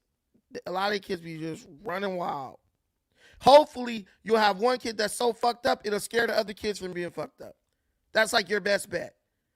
You have 5, plan on losing 1 or 2 to the streets, and hope that that's a deterrent from the other kids, for the other kids, so they don't go in the street. You got people, they pray that one of their kids die, so that when that kid die, it'll be a lesson to the other kids. I'm being real with you. They hope they kid die or go to jail, so it'll be a deterrent to the other kids trying to follow in his footsteps. Sad. Oh yeah, CPS can spin anything, bro. Anything. I had a battle with, well, it wasn't even a battle. It was a flawless victory. Because CPS, me and my wife had an argument, and CPS tried to tell me this years ago. They tried to tell me that arguing in front of your kid is a form of abuse. I said, we'll do this. Come, remove my, they talk about, so I said, are you trying to remove my kid? No, we want you to open a voluntary case. I said, okay, I'm going to have my lawyer call you, and when he explains to you how I'm going to sue you for millions, then you can explain to him how arguing in front of your kid is a form of abuse. And they were like, you know what, Mr. Tucker? There's no need to do anything. The social worker said you were a good guy. You know, your wife, An argument is a form of abuse. And it wasn't even an argument like that. It wasn't even an argument. No, nobody was even yelling. And it was the dumbest thing I had ever heard of in my life. But if they have stripped the teachers of power so much to where now the teachers live in fear of the students at school, what make you think they won't do that too? Bro, there are parents who are afraid of their children. And they're not afraid of their children because their children can physically beat them up and overpower them. They're afraid of their children because if their children attack them and they defend themselves, they go to jail. Let that sink in. So this idea that Brandon Johnson is throwing out there, parents, make sure your kids don't participate in blah, blah, please. Parents have no power. He's just saying that empty rhetoric, so it looks like he actually cares about it and he's going to do something about it. I'm telling you, whoop your kid ass and have your lawyer on speed dial so that the deep CPS know that you're not playing with them. My kid out here in the street terrorizing. My kid out here in the street terrorizing, and you trying to tell me that if I whoop their ass, I'm abusing them. Nah, bro. He terrorizing because you wouldn't let me whoop his little ass when he was little so that he know that his daddy ain't fucking playing with him. And what's worse is you got these women, they're so complicit in it. You got these women that are so fucking complicit because they weaponize ignorant policies and laws in an attempt to take over control of the family unit or to turn your kids against you. I watched this one clip where it was like a boy, right? And his daddy was like, he's sitting down to eat. His daddy's like, before you get up to go eat, get your ass up. Before you sit down to eat, get your butt up and go take that trash out that I've been telling you to take out. His mama gonna say, you could wait until he finished eating. He said no. He need to get his ass up and go take that trash out like I've been telling his ass all day. She's like, well, his hands gonna get there. The dad is like, well, he can wash his hands, but he's taking his trash out. The boy just keep going and go take the trash out. The mama gets so irate with the dude. She like, well, you could get the fuck out and all this stuff. And he was like, see what you're doing? You trying to do too much. You trying to overparent. Why is that even a discussion? See, I'm old school. I wish you would tell me what I can and can't tell somebody to do in my fucking house. You will be outside with them, straight up. I don't play those games. I don't play silly games in my house. I really don't. Fucking come at me. I wish I would tell my daughter to do something and her mama jump up trying, man, if you don't shut your stupid ass up and go sit down somewhere, I'll be abusing everybody up in this motherfucker. Because mothers are many times are enablers. My daughter, I went to Texas, right? I went to Houston. Our flight left early. It left at like 5 in the morning, so we had to be at the airport at 3. This girl mama talking about, oh yeah, the Uber, it's gonna be like $115 to get to the airport. I said, $115? Uber? What the fuck is you talking about? We got a nigga with a license right here. She's gonna drop us off at the airport, and then she's gonna freaking take her ass back home. Oh no, I said shut up. You in mommy mode, this daddy talking. Her cousin is gonna ride shotgun. She's gonna drop our asses off. And these two, 17 and damn 19, gonna get their ass back to the house the way they would if we wasn't nowhere to be found and they stumbled upon a car and was stranded downtown LA. Guess what?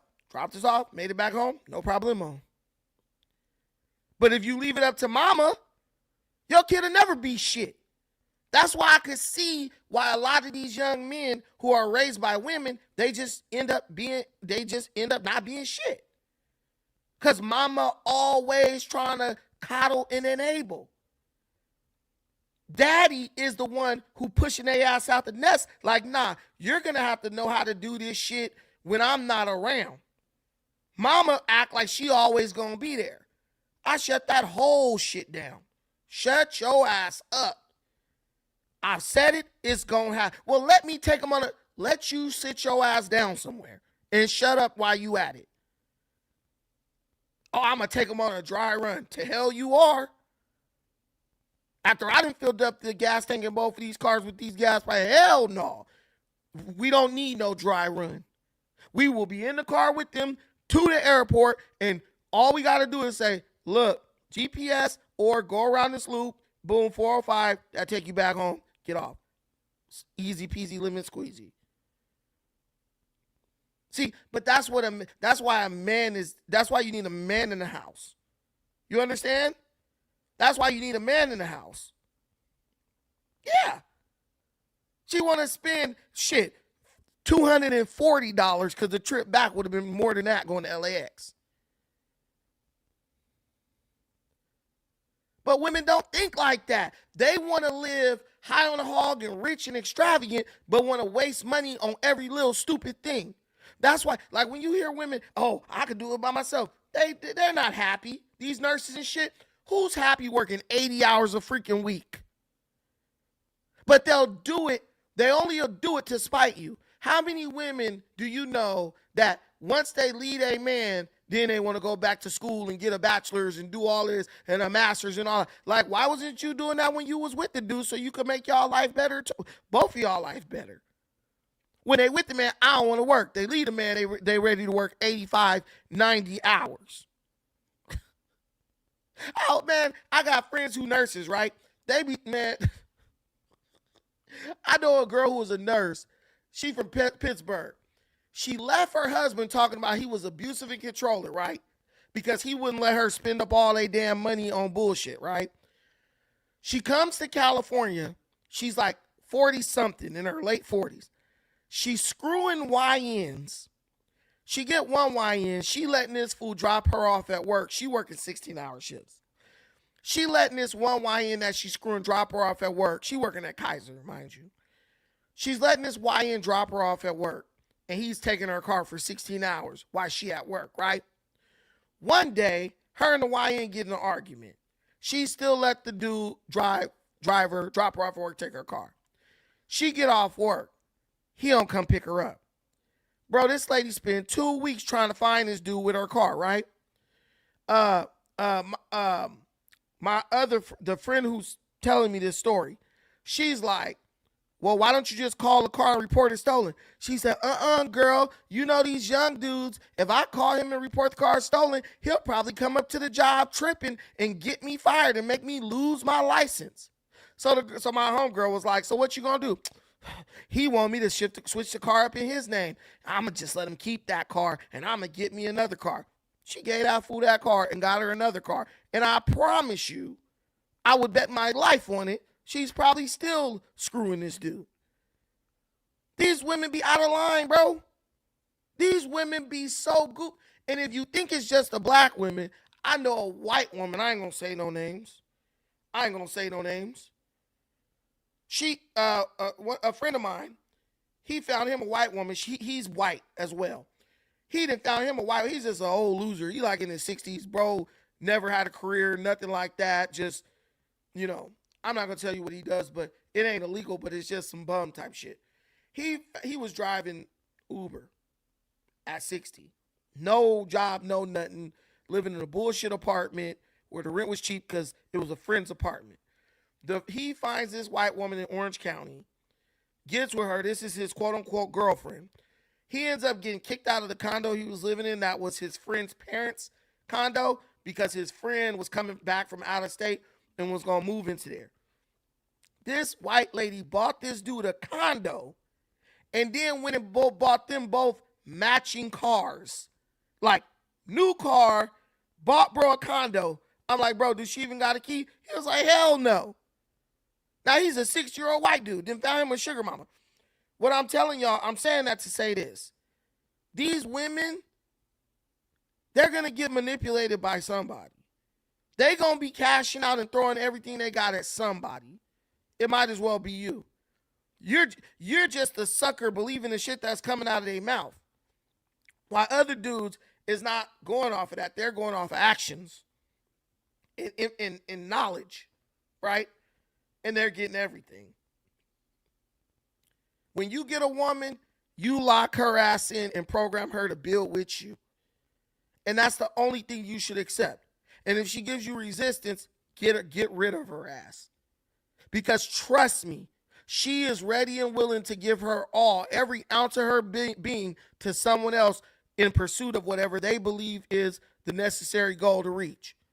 If she giving you resistance, she ain't fucking with you like that. I look at these dudes and be like, bro, why are you accepting that from that woman? It's clear she don't want to be with you. Nah, but no, bro.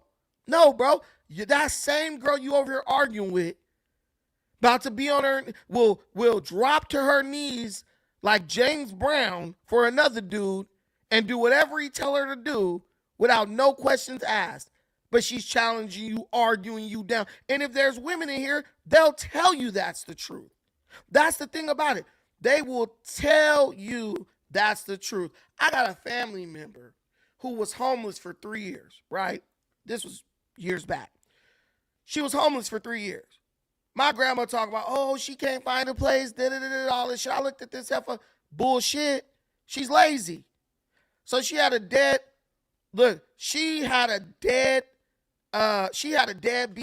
boyfriend who was her baby daddy too. This fool was in prison. Bro called this, I heard it. He said, bitch, I get out in 2 months and I got to have somewhere to, his words, not me.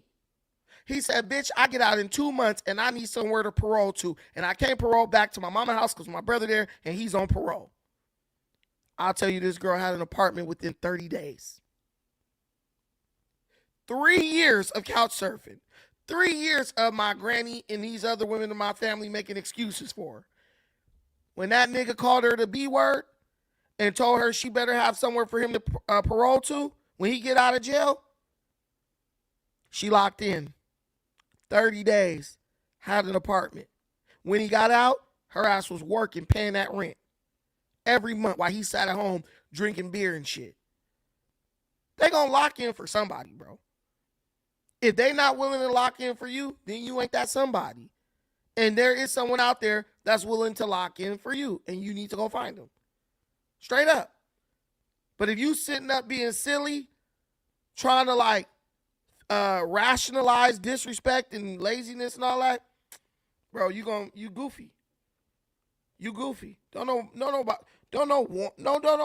woman want no man that she can boss around and control and manipulate. Because they look at it like if they can manipulate you, the next chick can manipulate you right up out of the relationship. But dudes don't know. I'm giving too much game.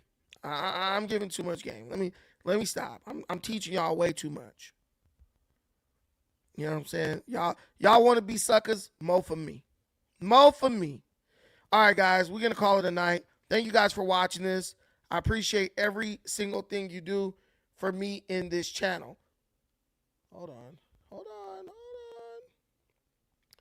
So until the next time, I want you to take care of yourselves, but most importantly, please take care of each other. Peace.